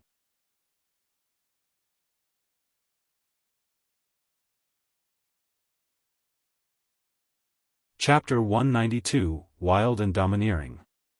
White Sand Ruins. As a key location for players to reach level 10, the level 9 players from the surrounding towns would naturally come here to level up. Not only did this place possess level 10 monsters, which were a better source of EXP, there were also plenty of quests in this region. Moreover, a majority of them rewarded high amounts of EXP, and some high-level quests even gave out bronze-ranked or above equipment. It was especially true for the newly discovered Stonehammer town. It was practically a heaven for players. As long as one's reputation in Stonehammer town reached a certain degree, they could purchase level 10 bronze and mysterious iron equipment at extremely low prices. It was impossible to find such treatment in other towns. Thus, White Sand Ruins became the mainstream leveling location for level 9 players. Naturally, guilds like Martial Union would not miss out on such a great location. Ever since Xiaofan had killed Unstable Devastation in Red Leaf Town, Unstable Devastation had immediately escaped to this place to level up. After a period of hard work, Unstable Devastation had finally managed to get back to level 9, he was also not far from reaching level 10. Xiaofan, just you wait. The day our alliance of guilds enter White River City will be the day of your funeral. Unstable Devastation silently cursed as he killed a level 10 three-tailed scorpion.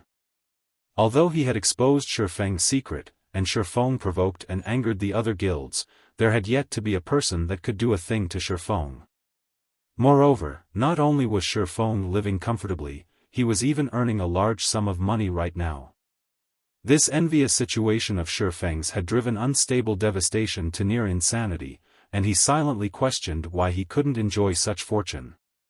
Martial Union was originally a guild that had migrated to God's domain from another virtual reality game, so they did not possess the investment of any large corporation. There were only a few wealthy young masters spending money to support the guild. While Martial Union still played that other virtual reality game, these wealthy young masters were considered rich tycoons. They could casually spend up to several 100,000 credits, allowing the Martial Union of those days to take the gaming world by storm easily. Such a situation had allowed these wealthy young masters great pleasure, hence they went on to establish Martial Union in God's domain.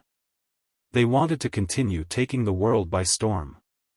As Unstable Devastation was one of the upper echelons of Martial Union, his monthly salary was over 10,000 credits. It was a relatively high salary even within the big city. He was even extremely elated about this matter, often bragging in front of his friends about how he was a God-ranked player.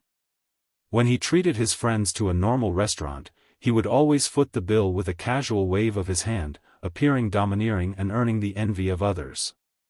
However, after Unstable Devastation witnessed the sales of the White River City guidebook, his mind turned into a complete mess. With a rough calculation, Unstable Devastation guessed that Xiaofan's earnings in a single day had exceeded 10 million credits. Considering the follow-up earnings, Xiaofan's assets might have surpassed even that of the wealthy young masters in Martial Union. If Xiaofan took a step further and sold his leveling strategy at a low price, he might truly be able to live his remaining years without worry. Wealth and beauties would be within Xiaofan's grasp, his life might become even more comfortable than those young masters. Thinking up to this point, bitterness and envy filled Unstable Devastation's heart. However, the only fortunate thing was that Xiaofan had not offered the leveling strategy at a low price.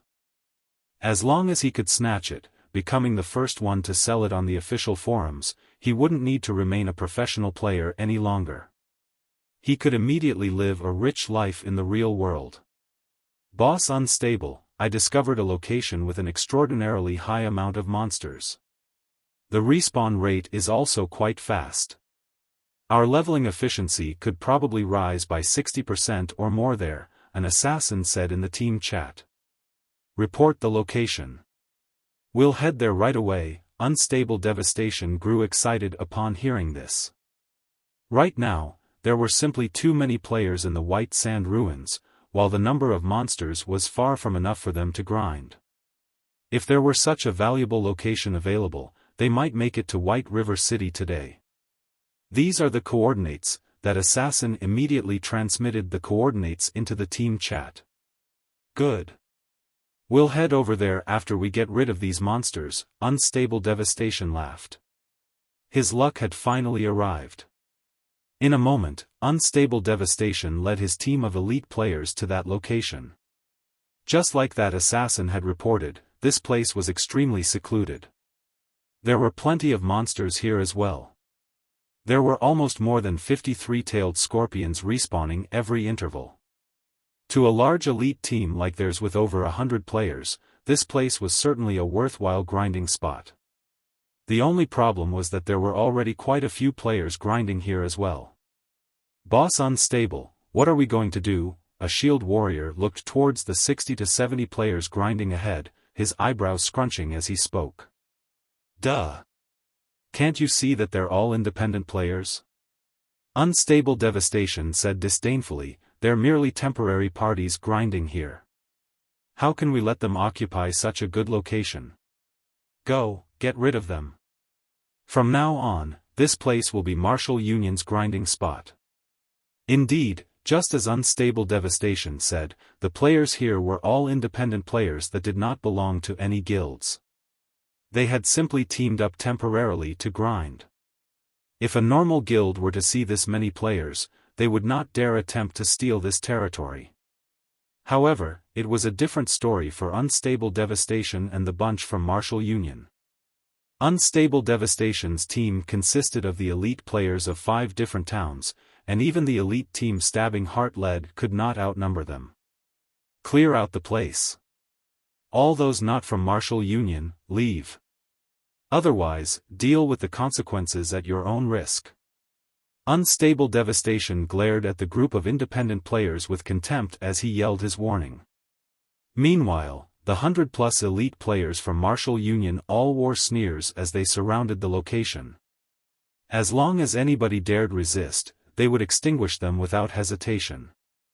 The equipment of independent players had always been of poor quality. Even if these players had reached level 9, their equipment was still far from comparing with Martial Union's.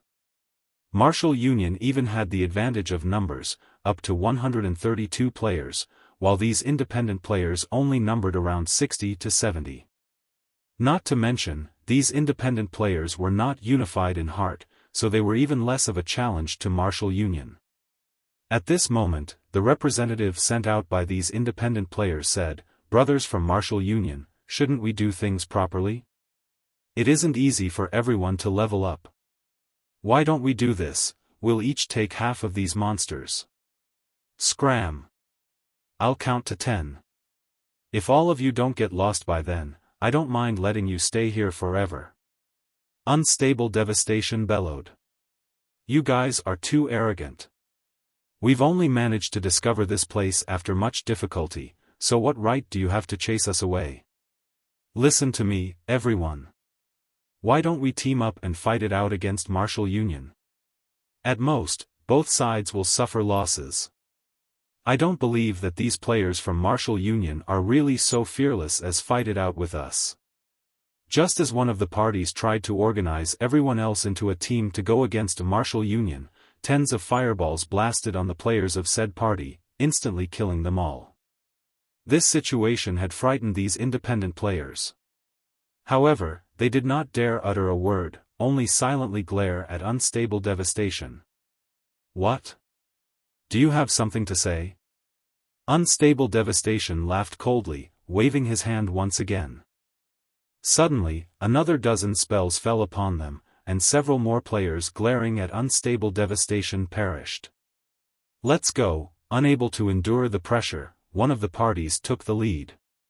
Soon after, the several remaining parties looked at each other. They all shook their heads as they departed. As for the 2 parties that died, nobody cared about them any longer. Ha ha ha. They are merely a bunch of trash, yet they dare compete with us, Martial Union? Unstable Devastation watched the departing independent players, jeering. Meanwhile, the other members of Martial Union also started laughing, exhilarated. At this moment, Xiaofan arrived at the White Sand Ruins after running without rest. Martial Union should not be far ahead. Xiaofan compared his current location to the marked location on the map, increasing his pace as he headed onward.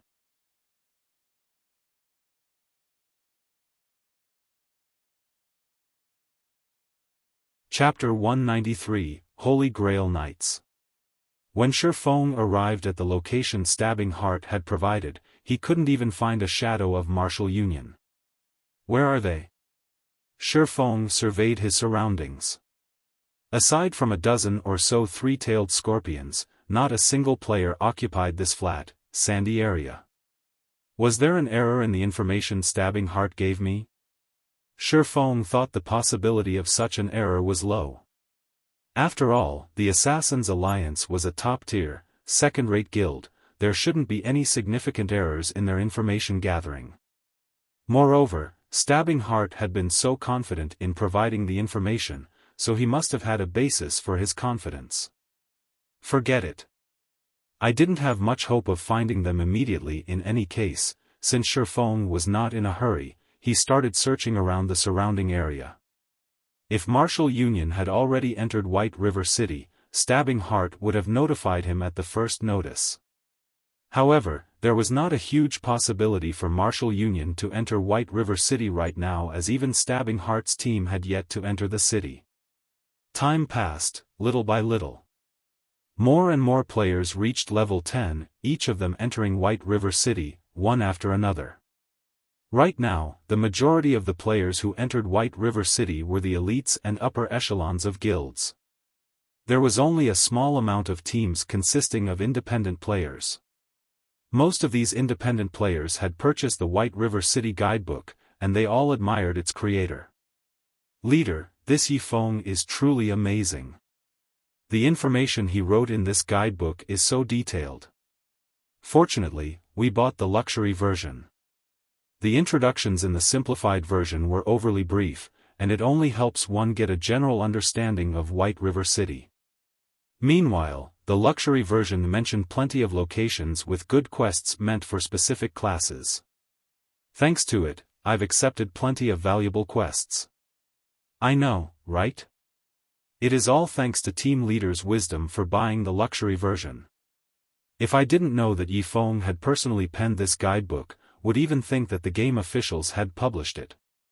I really wonder what Yifeng's previous profession was to possess such powerful observation skills. That Yifeng indeed has some skills. Originally, I had simply intended to purchase the guidebook as a reference. I never thought that the information was all true. I was shocked after we arrived at White River City. It was worth the 20,000 credits. If it were up to me, I wouldn't willingly sell this information even for 50,000 credits. Not only does the information require time to arrange, but this is also first-hand information. I can't imagine why Yifeng would willingly sell all of this for only 20,000 credits. In front of the teleportation hall of White River City, a non-guild team consisting of 10+ elite players happily chatted while waiting for their other companions. An independent team? At this moment, Gentle Snow emerged from a teleportation gate, spotting this merry team of players. She felt slightly surprised by the sight. At this time, aside from those elite teams of large guilds, there was even an independent team who had reached White River City. This was an extremely rare sight, and it illustrated this team's strength. I know who they are. 5 years ago, these players were very famous in a relatively sizable virtual reality game. They were known as the Holy Grail Knights at that time. Although they aren't a guild, and their numbers never exceeded 100 players, every member of their team was extremely skilled. Their battle prowess was extremely frightening. Their leader, War Wolf, even had the reputation as the strongest warrior in the game. During those days, not a single guild in the game that dared provoke them. However, for reasons unknown, their team disbanded, and plenty of their members stopped playing the game. The remaining players then went on to become the upper echelons or core members of first-rate and second-rate guilds. The Holy Grail Knights is a legend of sorts in the virtual gaming world now. When the Shield Warrior, Ghost Chop, who was knowledgeable about these independent players, saw the average-looking Shield Warrior standing amidst those players, his expression suddenly turned solemn. This person was indeed War Wolf, the past team leader of the Holy Grail Knights. Back in those days, Ghost Chop had admired and respected this man, thus, he chose to play as a Shield Warrior as well. He then turned to Gentle Snow, slowly starting his recollection. I see, Gentle Snow could not help but notice War Wolf. 5 years ago, she had yet to experience virtual reality games. Hence, she did not know that such a person had existed. Snow, are you thinking of recruiting him into Ouroboros? Zhao Yueru asked with a smile when she noticed Gentle Snow's moved expression. Although this person seemed to lack spirit at first glance, he seemed as deep and profound as an ocean at the same time. Moreover, the equipment he's wearing is all mysterious iron rank, though his weapon slightly lacks as it is not secret silver rank. However, it should be extremely difficult for an independent team to have such a geared shield warrior, so it clearly displays how powerful the members of this team are. Meanwhile, a team leader capable of leading such a team is not a simple character. If we can recruit him, it should be of great help to our future dungeon raids. Gentle Snow did not directly deny Zhao Yueru's question. Her previous intentions of recruiting Xiaofan as a subordinate were already dashed. Unfortunately, she could not see through Xiaofan, as Xiaofang's entire being was shrouded in mystery.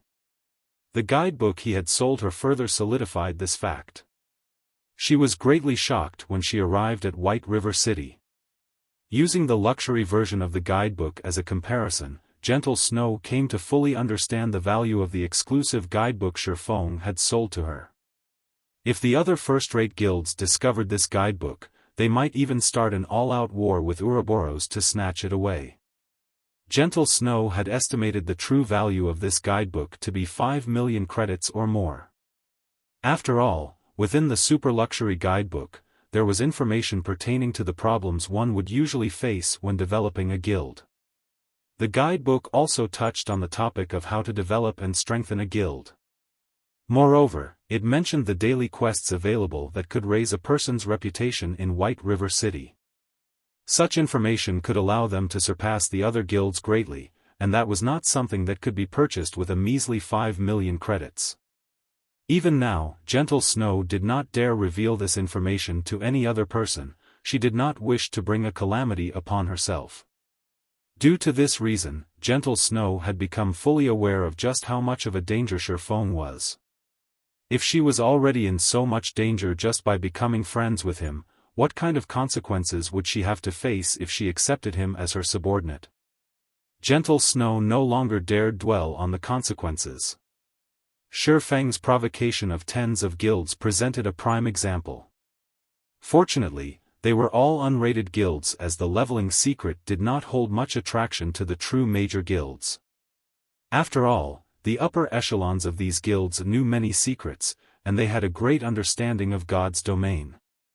These guilds were much stronger than those half-assed, unrated guilds. There were no bugs in God's domain. Even if there were one, the system would discover and correct it immediately. If there truly were a leveling secret, the only possibility was killing monsters of a higher level or carrying out high-level quests to obtain massive amounts of EXP. Only experts or players with exceptional equipment could achieve the former. As for the latter, it was clearly an unrepeatable situation because such high-level quests would have great limitations and rarity. Not everybody could receive such quests. They might even be rare or unique quests. Thus, all of the rated guilds did not have a particular interest in this secret that was not really a secret. On the contrary, they were much more interested in the White River City guidebook.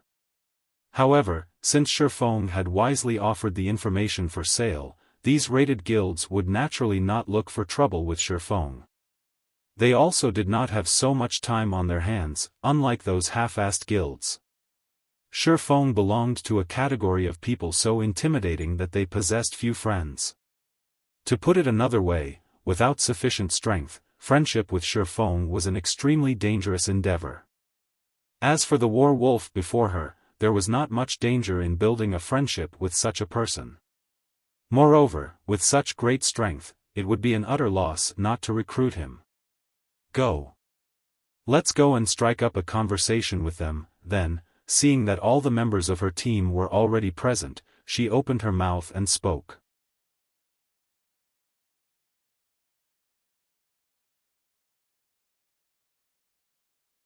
Chapter 194, Flame Demon.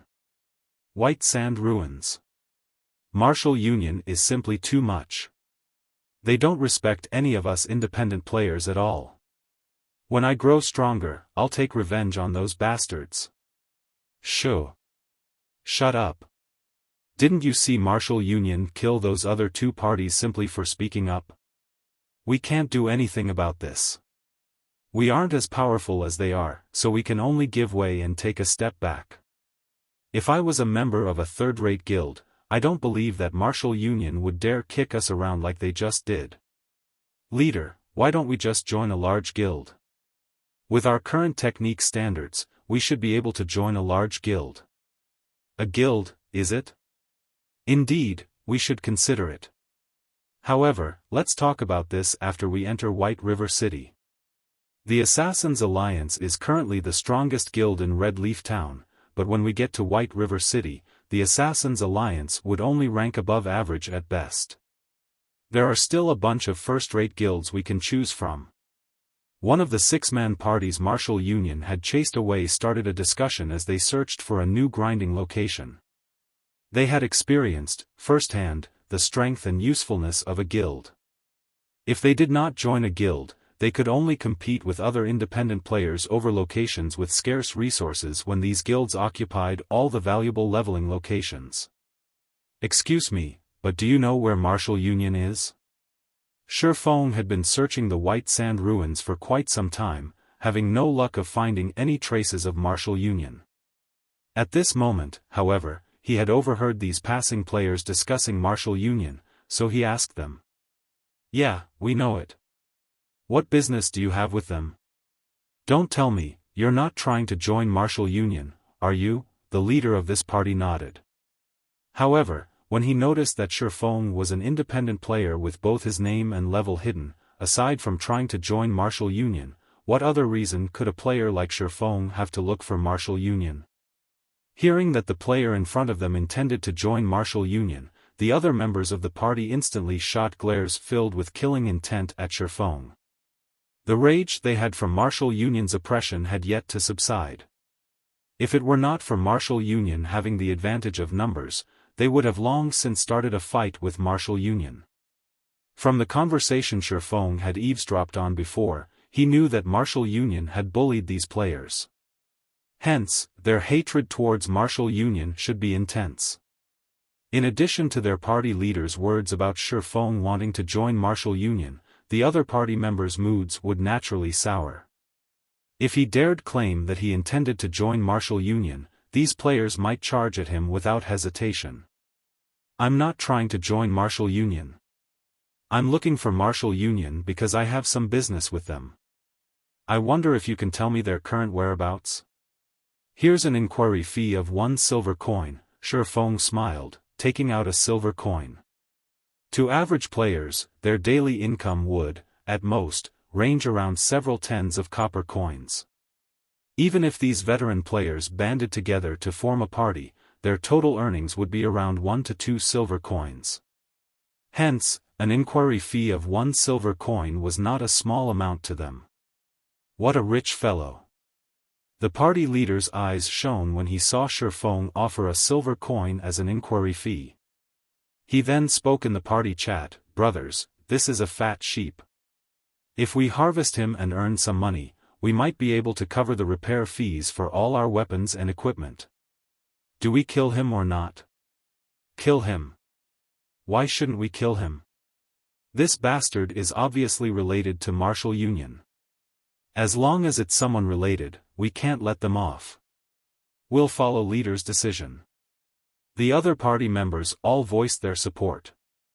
It seems that this fellow has a deep connection with Martial Union. Martial Union had badly tormented us few brothers, and rage still fills our bellies.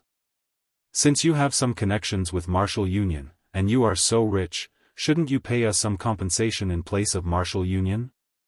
We don't want a lot, just leave behind 20 silver coins and all of your equipment, then I'll tell you Martial Union's location. How about it? The Guardian Knight party leader said with a cold laugh. With that said, the other party members also started moving forward, their faces carrying cold smiles as they closed in on Xiaofan. I said I don't have any connections with Martial Union. I'm only looking for them for some business. Whatever has happened between you and Martial Union has nothing to do with me. If you guys aren't going to tell me where they are, so be it. Please move aside, Xiaofan said. This, I understand. However, it is still your fault for mentioning Martial Union to us. If you don't agree to our demands, we can only use you to relieve some stress. Although we don't know your level, it should still be around level 8 or level 9. If you lose a level right now, you will probably lose 1 to 2 days worth of effort. You should think through your options, the party leader jeered, his hands retrieving the gladius and shield from his back. Xiaofan couldn't help but laugh when he heard these words. Pitiful people were bound to have a hateful side to them.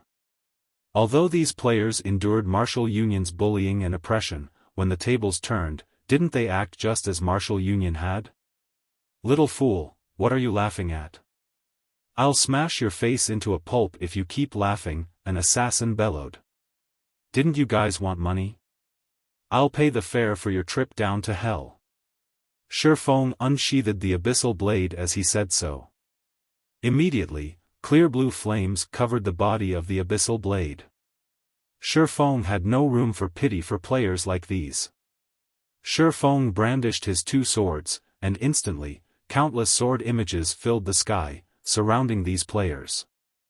Although these independent players had good techniques and were also relatively powerful in terms of strength, they were simply too weak compared to Xiaofan. Before any of them could react, the sword images made pincushions of their bodies.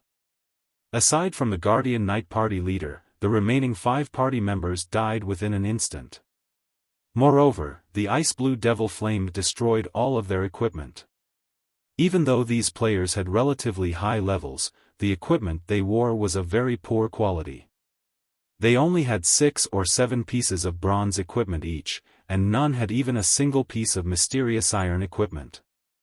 Under the ice blue devil flame's might, none of their equipment could survive even one hit, and it all immediately became nothing more than scrap. So? Are you willing to tell me Martial Union's whereabouts now? Xiaofan looked towards the party leader, smiling calmly as he spoke. That party leader was dumbfounded. The person before him could actually produce fire all over his body, and his attacks were so fast that none of them could even react. At this moment, the party leader only had one thought about his situation: he had met a demon. Moreover, it was a fire demon capable of controlling flames. I'll speak. I'll speak. Martial Union is at a nearby sunken land to the southwest. There are also plenty of cavities around the area. Very good. You may go now. Xiaofan immediately extinguished this party leader's life. He then advanced towards Martial Union's location. By the time these independent players revived back at Red Leaf Town, they immediately filled the skies with their screams of anguish. Not only did they lose a level from dying, but all their equipment had also been destroyed.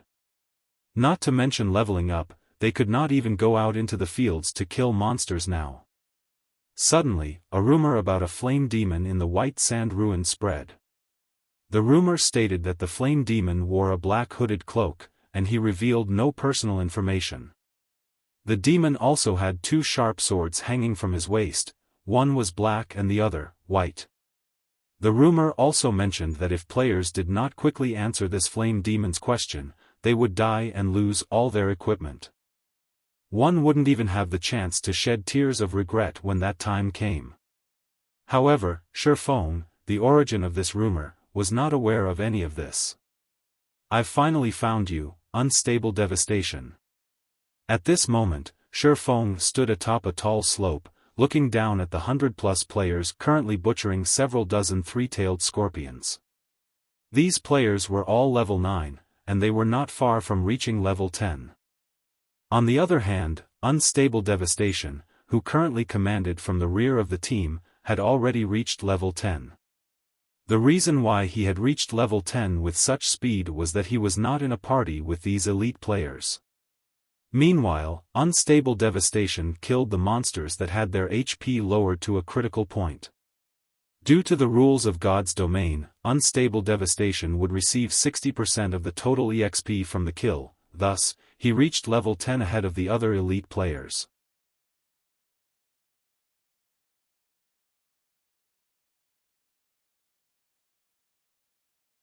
Chapter 195, 1 against 100. You, lure some more monsters over. With such a good leveling spot, I want to charge to number 1 on the ranking list and teach the other guilds in the alliance the strength of Martial Union, Unstable Devastation spoke in the team chat. Yes, the several assassins replied. Right now, Fire Dance still occupied the first place on the ranking list. However, the second place had already changed. However, it wasn't because Fire Dance and the others' leveling speed was slower than the other players. They were simply busy doing quests. These quests were all rare reputation quests, and they could obtain relatively large amounts of White River City reputation by completing them. In God's domain, if players wished to have an official class when they reached level 20, they could only apply at the class association in the various large cities. However, players required a certain amount of reputation before doing so. Hence, the first task Xiaofan wanted Blackie and the others to accomplish after they entered White River City was to do these rare quests and quickly raise their reputation. By the time they reached level 20, they would be able to change into their basic classes immediately. If they discovered this fact only after they reached level 20, they would have to waste a lot of time earning sufficient reputation, which, in turn, would delay their progress.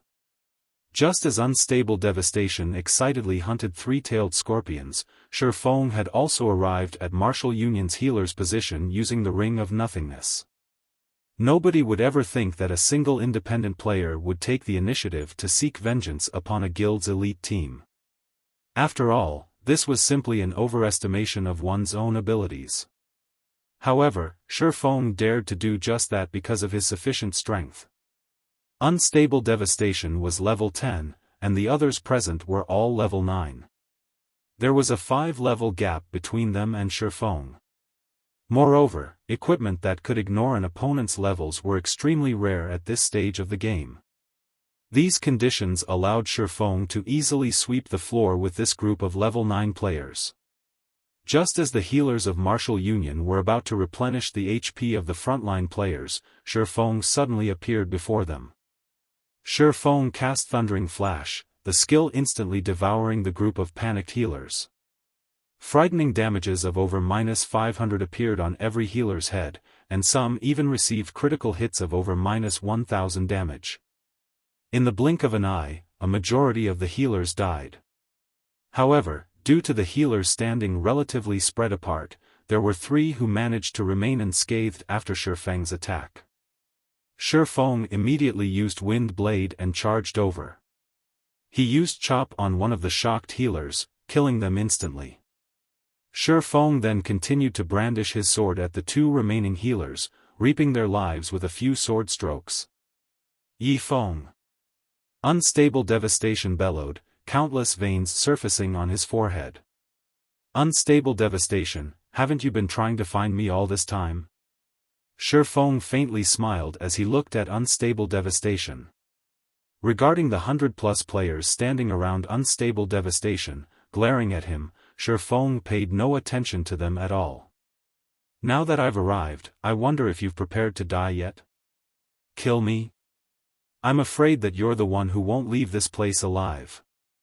I lost to you the previous time because you had a higher level. This time, however, I am level 10 as well. Do you think that I'm still afraid of you? Everyone, get him. Kill him.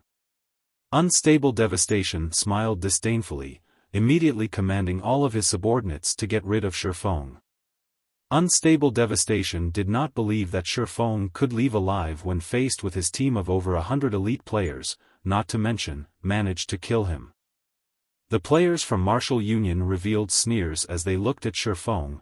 They all thought that there was a problem with Xiaofang's head. However, they didn't mind teaching Xiaofan a lesson. 1 against 100? Did he really think he was Superman? In the past, the players from Martial Union that surrounded Xiaofan were mostly normal members. There were only a few elite members of the guild present at the time, hence, Xiaofan caused such a massacre. This time, however, they were all Martial Union's elites, and they were all level 9 players. Yi Feng would only meet one end today, death. Suddenly, tens of spells launched at Xiaofan. The other remaining tens of shield warriors, guardian knights, berserkers, and swordsmen charged toward Xiaofan. Meanwhile, the assassins entered stealth, waiting for their chance to strike. Faced with the attacks of dozens of mages, Xiaofan dared not be careless. He immediately activated Windwalk and the Tier 2 life shield before proceeding to charge at the incoming wave of players. As Xiaofang's speed was extremely fast, very few of the tens of spells hit Xiaofan. In the end, only 3 or 4 spells actually managed to deal damage to Xiaofan. Unfortunately, these spells were all fire-type and ice-type spells such as Fireball and Frost Arrows. With Xiaofang's resistances, these spells managed to cause less than -10 damage each. In addition to the life shield absorbing a portion of the damage, the actual damage these spells caused was less than -6 points. All of the mages were shocked. Even if it is a tiny amount of damage, beat him with all you've got. There has to be a limit to his HP. Without any healers, he won't last long. Melee classes, spread out and be careful of his AoE skills. Unstable Devastation was similarly shocked. However, after giving it some thought, even if Xiaofan had an insanely high defense, he still wasn't a boss. There was bound to be a limit to his HP. Even if they only dealt damage in the single digits, with tens of them continuously attacking, how long could Xiaofan last? Watching his HP fall continuously, Xiaofan clearly understood that he could not hold on for much longer. The difference in attributes was simply not enough to overcome the strength of over 100 elite players. Almost, when the distance between Xiaofan and the crowd from Martial Union shrunk to less than 20 yards, Xiaofan took out an intermediate frost grenade, tossing it at them. Martial Union noticed Xiaofan throwing an item. However, since it was not a skill, they did not pay it any heed. Instantly, the intermediate frost grenade exploded, releasing a shroud of cold air, covering a 12-yard radius. The cold air froze the players for 3 seconds and dealt -400 damage to every one of them. The shroud of cold air swallowed more than half of the melee players. MTs, activate your life-saving skills. Mages, increase your firepower and controlling skills. We must not let him get near the frozen players. Unstable Devastation hurriedly shouted. The shield warriors and guardian knights immediately activated their shield walls and protection blessings respectively after receiving the command. However, deep in their hearts, they were extremely clear that these skills were absolutely useless in front of Xiaofan. They merely used these skills in the hopes that, with their increased durability, Xiaofan would instead choose to go for the other players first. Meanwhile, the mages standing at the rear line started casting controlling spells, one after another. They used spells such as ice walls and ice spheres to prevent Xiaofan from closing in on the frozen players. Xiaofan simply smiled. Using silent steps, he instantly arrived behind these mages. With the ice blue devil flame covering his entire body, he sent thunder flame explosion blasting down on these mages. The elementalists and cursemancers who were within the range of thunder flame explosion were instantly wiped out of existence. Moreover, those who received critical hits of over -2000 damage also had their equipment destroyed. A few elementalists with quick reactions had immediately activated Frozen Circle, coupled with a blink. They intended to slow Xiaofan down as they fled for their lives. Unfortunately, Xiaofan reacted even faster than they did.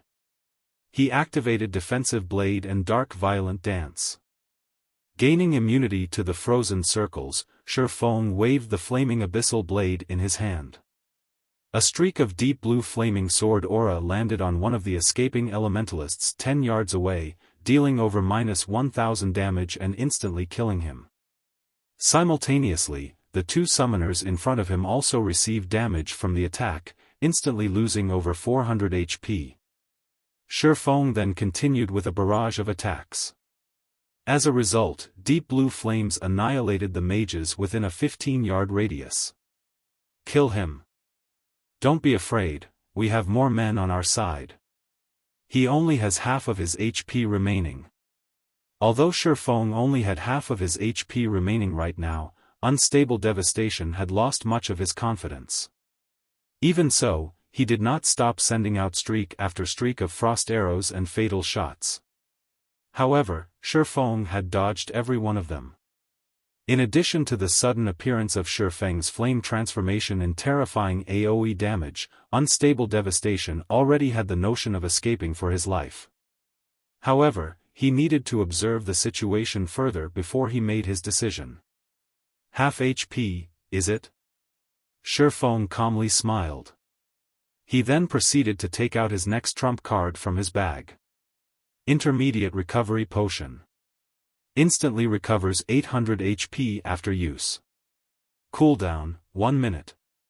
In White River City, players were only allowed to purchase 5 intermediate recovery potions each day, and each bottle cost 3 silver coins. It was an item meant for a crucial time. Shifeng downed the bottle, his HP instantly recovering to full. At this sight, Martial Union's players were instantly afraid. They had sacrificed dozens of players to take away close to half of Shifeng's HP. Yet, Shifeng's HP was full once again. Moreover, the scorching flame that surrounded his body greatly increased his battle prowess. Just by closing in on him, the durability of their equipment constantly fell. Faced with such a situation, their confidence instantly sunk into a bottomless pit.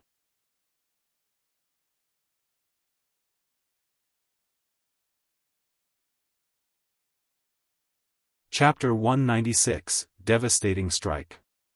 The elites of Martial Union, who had originally looked down on Shifeng, had started to panic now. What did a full HP Shifeng mean? Martial Union's elites already had the experience deeply ingrained into their bodies, so they understood what it meant. Compared to only losing a level after dying, their current situation was far graver. As they had spent all this time grinding monsters, their equipment and weapons' durability was almost depleted. If they received an attack from Shifeng right now, that little durability would decrease even further, and their equipment and weapons might even be destroyed. This was much more frightening than simply losing a level. If they lost a level, they could recover it through grinding. However, it would be a different story if they lost the equipment and weapons they currently relied on. They had only managed to collect all these items after much difficulty, and compared to regaining a single level, it would be much more troublesome to recover these items. There was even the possibility that they could not recover these items at all. Yifeng, don't go overboard. It won't be beneficial to either of us if you continue your actions. It is not too late for you to leave this place right now. In the future, we will mind our own business, and we will each walk our separate paths. Although Unstable Devastation felt dissatisfied, Shifeng's strength was simply too frightening. He could only grit his teeth and take a step back in this matter. If he lost everything he had right now, his dreams of rising in Martial Union would also vanish. Overboard? These are your last words? Shifeng laughed at the absurdity. He truly could not understand Unstable Devastation's thought process. Did he think that, after slapping someone across the face, everything could be settled just with a simple apology?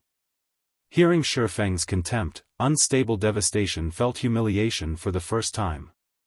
He had already taken a step back, yet, Shifeng reacted so aggressively. However, he could do nothing to Shifeng right now, so he could only watch as his subordinates were butchered, one after another. This sort of helplessness had driven him close to insanity. Unstable Devastation never thought that such a day would befall him. In the beginning, he had a 100% certainty of crushing Shifeng.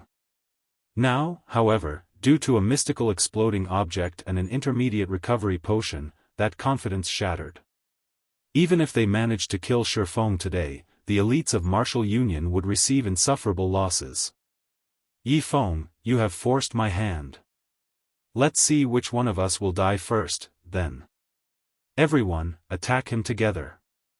He already has a super red name. As long as we can kill him, he will drop all of his equipment, and it will be enough to make up for all our losses. Don't be afraid. His HP potion's cooldown is definitely very long. We can exhaust him to death. Upon receiving Unstable Devastation's command, the members of Martial Union went into a frenzy. They used all their skills and techniques to restrict Xiaofan while slowly depleting his HP. Meanwhile, Unstable Devastation also reluctantly retrieved a flame-red arrow from his back, aiming and firing it at Xiaofan. This was Unstable Devastation's strongest treasure. Originally, he had intended to use this arrow to deal with a Lord-ranked boss. Now, however, he could only use it to get rid of Xiaofan. Xiao. The flame-red arrow soared through the air, leaving behind a sonic boom as it shot towards Xiaofang's heart. Extremely complicated incantations were carved on the flame-red arrow's body, causing the surrounding fire-type mana to gather around the arrow. It seemed like a consumable item. Xiaofan had also noticed this flame-red arrow flying at him. He stopped paying attention to the spells attacking him and immediately used parry to block this flame-red arrow. Boom! Boom! Boom! The moment the arrow collided with Xiaofang's swords, it exploded. The force of the explosion instantly sent Xiaofan flying. Fortunately, parry had managed to block the attack fully, and Xiaofan received no damage from the arrow. Shortly after, Xiaofan landed, unscathed. Immediately, he charged towards the mages, resuming his massacre of Martial Union's elites. Just like slapping at flies, Xiaofan killed one player from Martial Union with each of his attacks. Within a short moment, 4 elites had died. Watching this scene play out, Unstable Devastation's eyes nearly popped out of their sockets.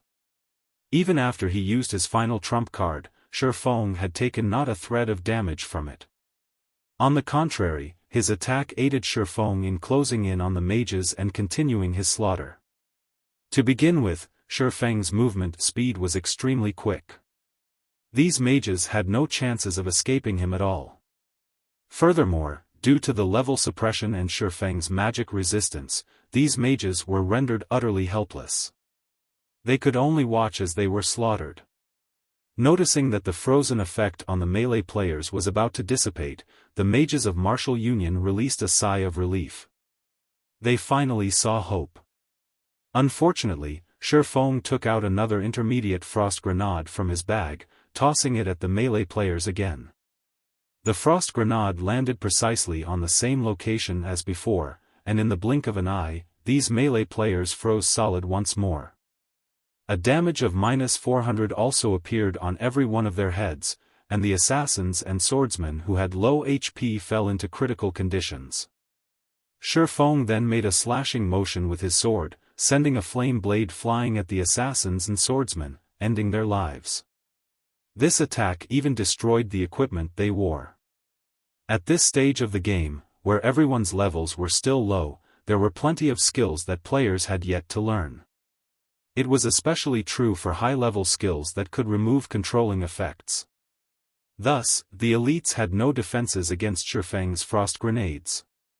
They had no ways of dealing with them at all. With the melee players frozen once again, and Xiaofan killing so many of their allies, these mages truly felt despair. They no longer cared about Unstable Devastation's command, they all ran, escaping in any direction they could. Nobody would have thought that Xiaofan would still have a weapon of mass destruction like that. If they had known about this earlier, they would have long since fled and not remained here for slaughter. Everyone's escaping now? Xiaofan immediately felt his head ache. If he hunted them down, one by one, he might let even more players escape. After all, although the frost grenades had frightening might, nobody would be foolish enough to stand still and wait for their deaths. Helpless, Xiaofan could only start throwing out basic frost grenades without stop. Although there was a 1-second cooldown, it could freeze a player for 3 seconds. With this, Xiaofan could get rid of all these scattered players. With basic frost grenades tossed out, one after another, the sandy grounds turned into a world of ice, while all of the members of Martial Union turned into ice sculptures. Xiaofan then used the blazingly hot abyssal blade to end each of their lives.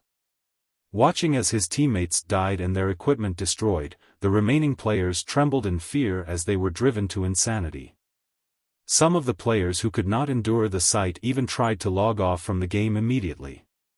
However, players were not allowed to log off during combat.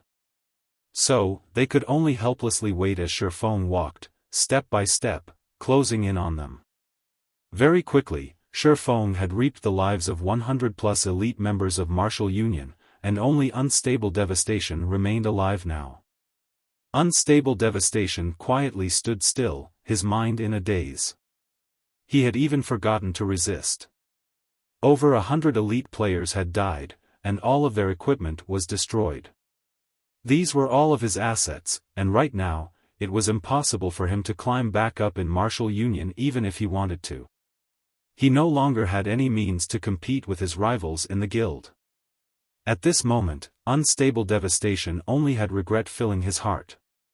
All of this had stemmed from his own arrogance. If he had known that Xiaofan was so frightening from the very beginning, he wouldn't have dared to become enemies with Xiaofan, even if he were beaten to death. Even if he had to become enemies with Xiaofan, at the very least, he would have waited until all members of Martial Union had entered White River City.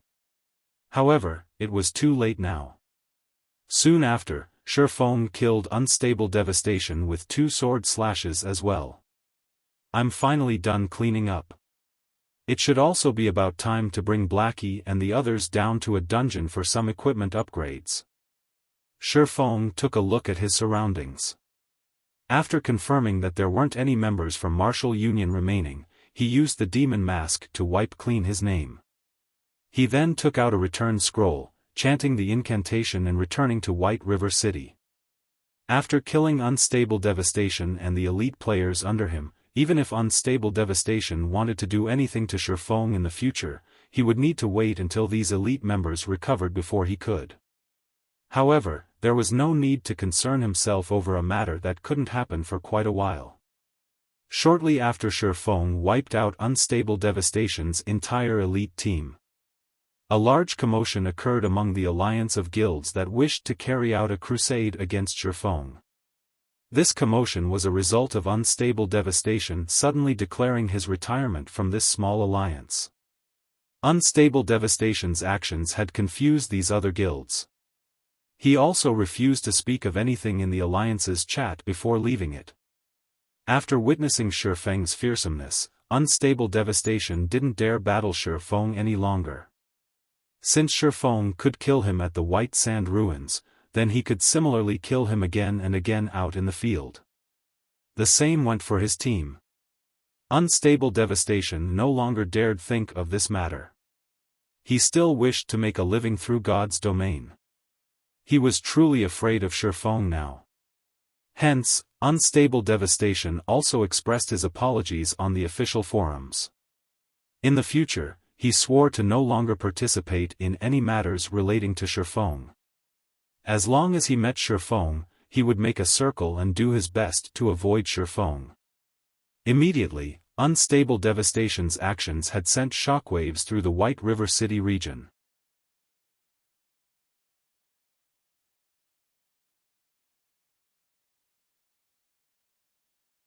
Chapter 197, Crazy Stone. Although Unstable Devastation was not considerably well known, he was still one of the upper echelons of Martial Union. He was also archenemies with Xiaofan, and he had recently revealed one of Xiaofang's big secrets. So, there were quite a number of people who knew about him. Nobody would have thought that Unstable Devastation would publicly apologize to Xiaofan. Many people were stunned when they read Unstable Devastation's message. Martial Union was obviously a large guild, yet, they had actually submitted to a lone independent player. Although such incidents had occurred before in past virtual reality games, the total occurrences could definitely be counted on one hand. Above all, God's Domain was a game that had just recently released. At this stage of the game, the difference in strength between players would mainly display itself in terms of techniques, and this difference could easily be overcome using the advantage in numbers. Yet, Unstable Devastation had succumbed to Xiaofan.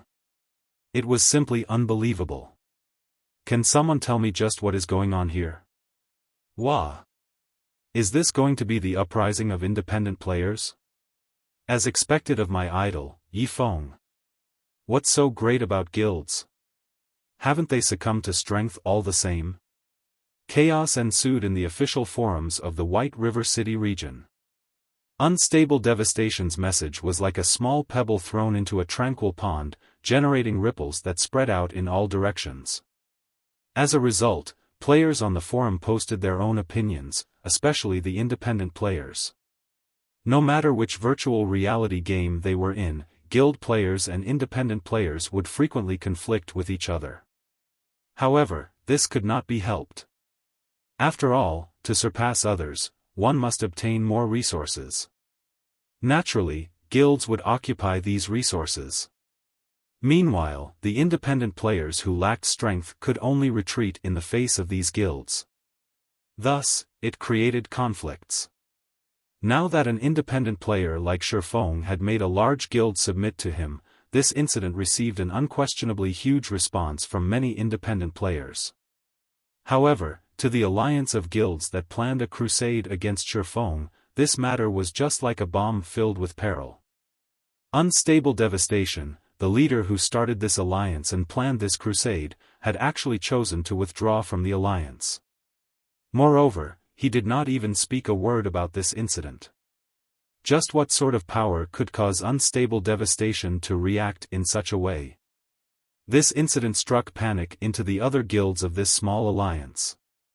"Brother Zhang, what should we do?" Flaming Tiger quietly asked. Due to Unstable Devastation's shocking actions, the various guilds in the small alliance started feeling insecure. Zhang Luowei fell deep into thought for some time before saying, "Let's not involve ourselves just yet. We'll wait until we are all in White River City before we deal with this matter." However, for him to force a person like Unstable Devastation to submit, I have truly underestimated this Yi Feng. Tell Ling Feilong to get in touch with Yi Feng, see if he can get Yi Feng to join Shadow. Although Shadow has only recently started its development, our resources are plenty. Tell Ling Feilong this, as long as Yi Feng agrees, I can give Yi Feng an elder position, an annual salary of 1,000,000 credits, and 10% of the workshop's shares. Flaming Tiger was stunned. He admitted that he was not Xiaofang's opponent and that Xiaofang's skills were a level higher than his, but wasn't this promise a little too great? Not only could an elder of the guild live leisurely, but the authority they wielded was also great.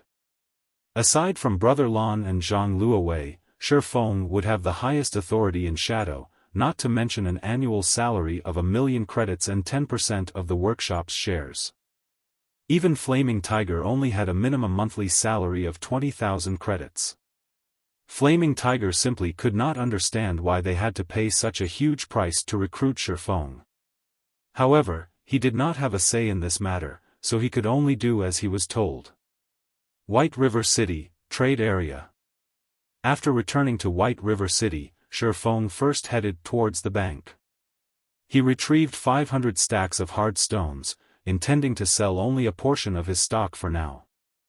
Due to the great increase in the hard stones demand, the price had already reached Xiaofang's estimation of 10 silver coins per stack. Although this price would still rise later, it was already close to the limit players could handle. These 500 stacks of hard stones were only a small portion of the hard stones Xiaofang owned. Just based on the amount of hard stones that Xiaofang had constantly purchased before, his stock exceeded 10,000 stacks. This was also one of the reasons why the various large guilds in White River City could not purchase any hard stones. Xiaofang had purchased all of these hard stones when the prices were at their lowest, and he only paid around 30 gold coins for them. However, their current value far exceeded their initial cost. After selling these 500 stacks, it should be about time to bring Blackie and the others to raid the level 10 team dungeon, the Goblin Factory. Xiaofang inwardly planned. Although Blackie and Lonely Snow's levels were high, the overall equipment they had was subpar at best. The same went for Xiaofang's equipment. However, at least his was the best swordsman set equipment for players level 10 and below. His teammates' equipment, on the other hand, could only be described as miserable. As of this moment, there were already more than 500 players who had reached level 10 and had their names etched on the ranking list of the White River City region. Which was to say, there were already more than 500 players who had entered White River City. A majority of these players were members of well-known guilds. Aside from doing some quests in White River City right now, these players' main objective remained dungeon raiding, as dungeons were the best source for good equipment. Only with good equipment would these players level up with greater efficiency. Hence, plenty of guilds had already started diving into dungeons. White River City was different from towns. God's domain only truly began after players reached level 10 and the city. As for the town life players experienced at the start of the game, it was merely an introduction to life in God's domain. There were plenty of level 10 dungeons throughout the White River City region. The number of level 10 to level 12 party dungeons exceeded 20, and their rating difficulty varied greatly. Meanwhile, 10-man level 10 team dungeons numbered slightly lower, but there were still 12 such dungeons available. As for level 10 large-scale dungeons, there were 3 within the White River City region. As long as one successfully raided one of these 3 large dungeons, they could activate the card set exchange system. The value of card sets would also be at their highest when that time came. Meanwhile, after entering White River City, the normal raiding procedure for players began with the party dungeons to upgrade their equipment. They would then proceed to small-scale team dungeons and finally, the level 10 large-scale dungeons. Right now, many guilds had already started raiding small dungeons and were continuously upgrading their equipment. Eventually, all the guilds in White River City would have only one goal: obtaining the first clear of one of the 3 large-scale team dungeons. A team could only obtain the first clear by clearing the Hell mode of the dungeon. Moreover, the first clear of large-scale team dungeons was slightly different from that of small-scale team dungeons. The achievement would not only be announced throughout the White River City region, but it would also be announced throughout the entire Starmoon Kingdom. It was one of the best ways to increase one's fame throughout the Starmoon Kingdom, and it was also a display of a guild strength. Hence, large-scale dungeons were considered the true battlegrounds for the various large guilds. Meanwhile, for these guilds who frequently battled inside dungeons, whetstones would become one of their strategic supplies. This situation would further increase these guilds' need for hard stones, causing the price of hard stones to soar once again. Thus, Xiaofan chose to sell his stock of hard stones at this time. Right now, Xiaofan was not focused on conquering the large-scale team dungeons. He knew his own limits, and he would not try to compete with those well-known guilds. His goal right now was only to conquer the level 15 small-scale team dungeon, the Demon's Castle. However, regarding strength or numbers, his team was still far from capable of raiding the Demon's Castle. They needed some upgrades before they could rise to that challenge. Arriving at the auction house of White River City, Xiaofan casually took a seat in the corner and opened the auction house's system interface. He then selected to sell his wares within the White River City region. That way, he would not need to foot such a large fee. Similar to selling at a town's auction house, only players within the White River City region could see the items he placed on auction. As for selling the hard stones to the other cities, Xiaofan had never intended to do so. Just the expensive handling fee alone would greatly reduce his profits. Not to mention, the other cities were not as much in need of hard stones as White River City, so the prices the stones would sell for much less. Xiaofan first placed 10 stacks of hard stones on auction with a minimum price of 10 silver coins per stack and a buyout price of 12 silver coins. He did so to take a look at the results. If he placed all 500 stacks up for auction at once, it could drastically affect the market. Hard stones prices would plummet. Hence, he would slowly sell off his stock, carrying out hunger marketing. As expected, before even a minute had passed, all 10 stacks of hard stones sold. Moreover, they had been purchased at the buyout price of 12 silvers. There wasn't even a competition to speak of. It can't be, right? Xiaofan was stunned when he received the notification from the auction house. Such a great demand had far exceeded his expectations. Although he knew that there was a shortage of hard stones right now, he never thought that someone would pay 12 silvers without hesitation. This was simply insane. Did these people not know that 1 silver coin could be exchanged for 107 credits right now? Spending an additional 2 silver coins would be the equivalent of spending 214 credits. To a fresh university graduate, that would be a tenth of their monthly salary.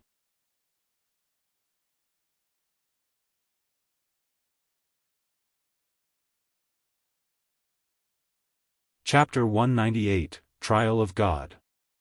Xiaofan had only sold 10 stacks of hard stones. When compared to the demand of the entire White River City region, it was a drop in the ocean. Seeing such burning demand, Xiaofan placed another 10 stacks of hard stones up for auction. This time, he changed the minimum price to 12 silver coins and the buyout price at 15 silver coins. By doing so, he tried to find out the highest price hard stones could currently sell for and the bottom line of these desperate players. As expected, nobody paid the buyout price immediately this time. Instead, they bid over the hard stones. However, the numbers rose very slowly, and there was only a small increase of several coppers with each consecutive bid. 1 minute later, the price of the 10 stacks of hard stones finally displayed a significant increase. The bidding had gone from 12 silver coins to 13 silver coins, and it continued to rise to 13 silver, 30 coppers before finally stopping. Obviously, this was the final price these desperate players were willing to fork out. Their bottom line should be around 13 silver coins, huh? Still, this has surpassed my expectations. In the future, I can simply sit tight and wait for the money to roll in. Xiaofan also felt that 13 silver coins was the limit for hard stones. If the prices further increased, then aside from guilds, average players could not endure such an expense. Moreover, Xiaofan had only paid around 30 coppers for each stack of hard stones when he purchased them in bulk. Now, he sold them for 13 silver coins per stack. Their value had increased over 30 folds. One could not be too greedy. Xiaofan was currently satisfied with the results. Xiaofan then continued removing hard stones from his bag, setting them up for auction. He sold 20 stacks per batch, and each batch would be available every 10 minutes or so. Considering the consumption rate and finances of the players in the White River City region, 1,600 to 1,700 stacks should sell each day. If Xiaofan sold 1,000 stacks per day, not only could the entire White River City region fully deplete his stock, it also would not cause any adverse effects on the price of hard stones. If Xiaofan could sell 1,000 stacks each day, he could earn over 100 gold every day by selling the hard stones at 13 silvers per stack. Moreover, these were genuine gold coins and not credits. Such a daily income was more than 10 times higher than the daily income of first-rate guilds. With such funds in his hands, Xiaofan would not have to worry about financial issues when he developed his guild in the future. With the sales system all set and done, Xiaofan's finger tapped and slid, calling out the half-transparent communication interface. His finger then moved and tapped on his good friend Blackie's call button. "Blackie, are you guys done with the reputation quests? If you are, then gather in front of the teleportation gate. We'll go dungeon diving together," Xiaofan asked. "We're already done with our quests. However, it seems that we've been trapped inside a sealed map. We need to go through a trial if we wish to leave." Blackie grew excited when he heard about dungeon diving, and he wished he could immediately go to display his prowess. Ever since he obtained Mavis Guard, he had started browsing the internet and watching videos of experts displaying their skills. He had also frequently sparred with his team members, and his techniques had greatly improved. He would definitely shock Xiaofan with his new techniques. Unfortunate, he couldn't do any of that right now. A sealed map? Xiaofan's eyebrows wrinkled, his mind entering a deep thought. He did not know how Blackie and the others managed to enter a sealed map. Logically, the quests he sent them on had no such locations. However, after recalling Blackie's description of the place, he suddenly understood the situation Blackie and the others were in. He could not help but admit that their luck was truly impressive. There were various miraculous opportunities available in God's domain, and players most frequently discovered the Trial of God. Players also called it the Trial of Heroes, and it was a test given by gods for mortals to become heroes. As long as it was a level 10 map or above, there was a chance for this trial to appear. Players would occasionally encounter this trial out in the fields, questing or grinding. However, less than 1 out of 10,000 players would have a chance of meeting this trial. Blackie and the others were definitely lucky for encountering this trial. Every Trial of Heroes was a heaven-sent opportunity. As long as players could clear it, they would receive a bountiful reward. In this trial, equipment and EXP were considered the lowest form of reward. If players could perform exceedingly well in the Trial of Heroes, they could receive permanent attribute increases, super rare or improved skills, an abundant amount of weapon mastery, and many more super rare rewards. Weapons and equipment could only be used for a period of time, they were like foreign objects. They were not truly part of one's strength. However, it would be a different story if players could receive things like permanent attribute increases and super rare skills. The value of such things far surpassed that of weapons and equipment, and they would be of immense help towards one's future development.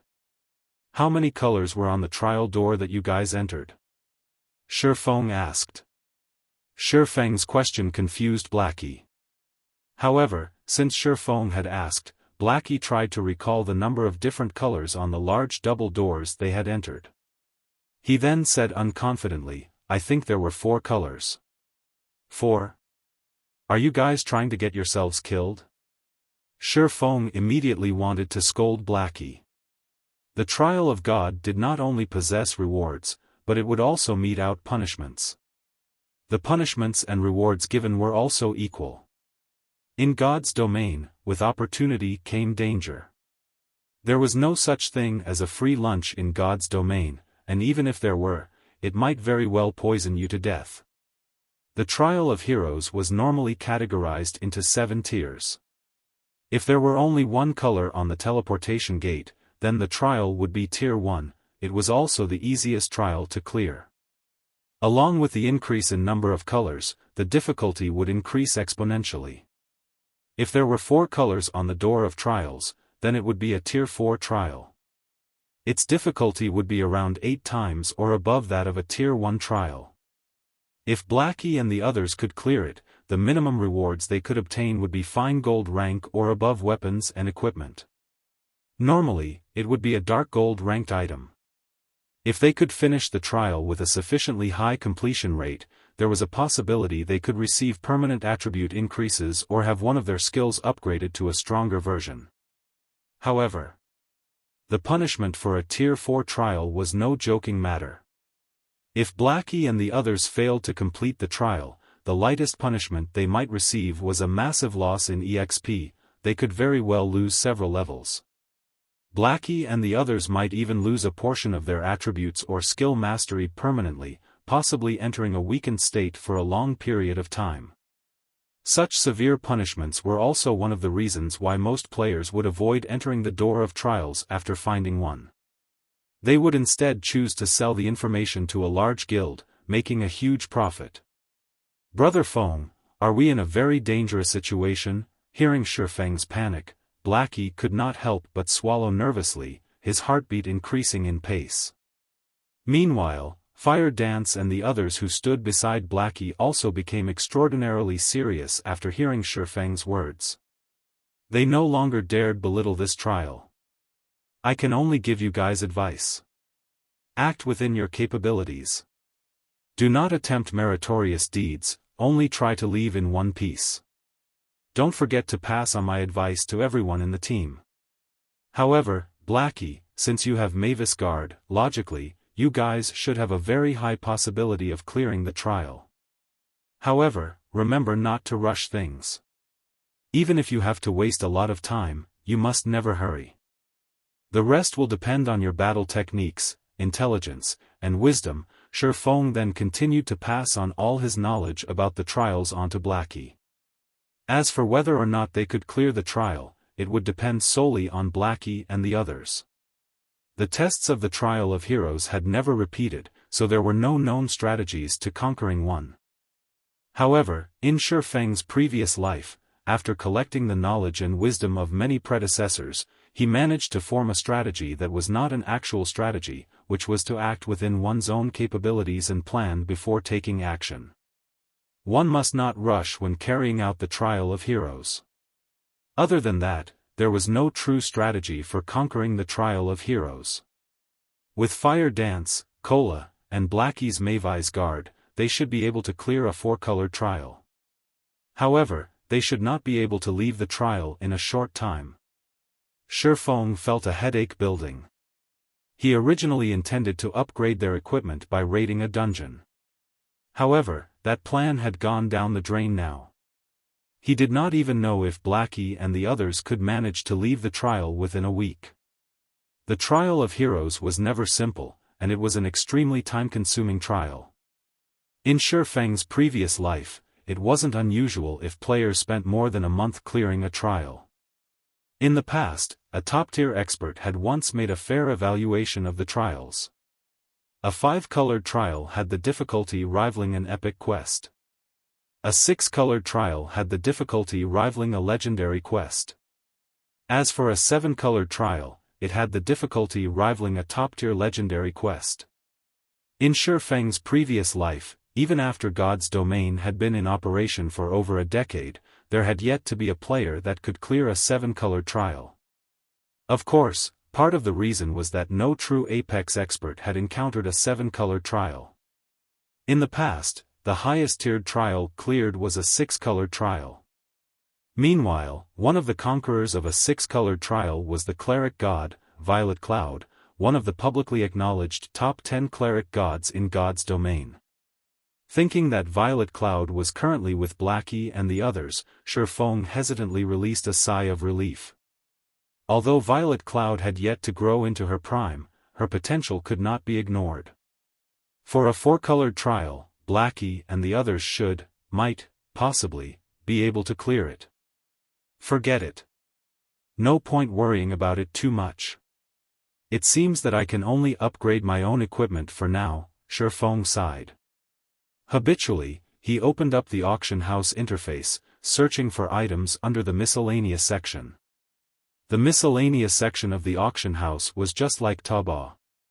Oftentimes, players would auction some good things without realizing their actual value or things that they felt were not valuable at all. Hence, Xiaofan often browsed through this section, hoping to find a lucky catch. Just as Xiaofan casually flipped through the pages. Flaming Sun Scripture. Xiaofan incidentally discovered a flame-red book displayed on the item interface of the auction house. Xiaofan's expression trembled at the sight of this book, and he could not help but wish he could immediately snatch this book into his hands. Someone dared to sell even this item? This is simply ludicrous. Xiaofan's sight then shifted towards the price tag displayed on the upper left corner of the ancient book. You're tuning in to the Xiaofan's Wuxia Tales YouTube channel. Don't forget to subscribe and join us on this journey to catch the most captivating stories.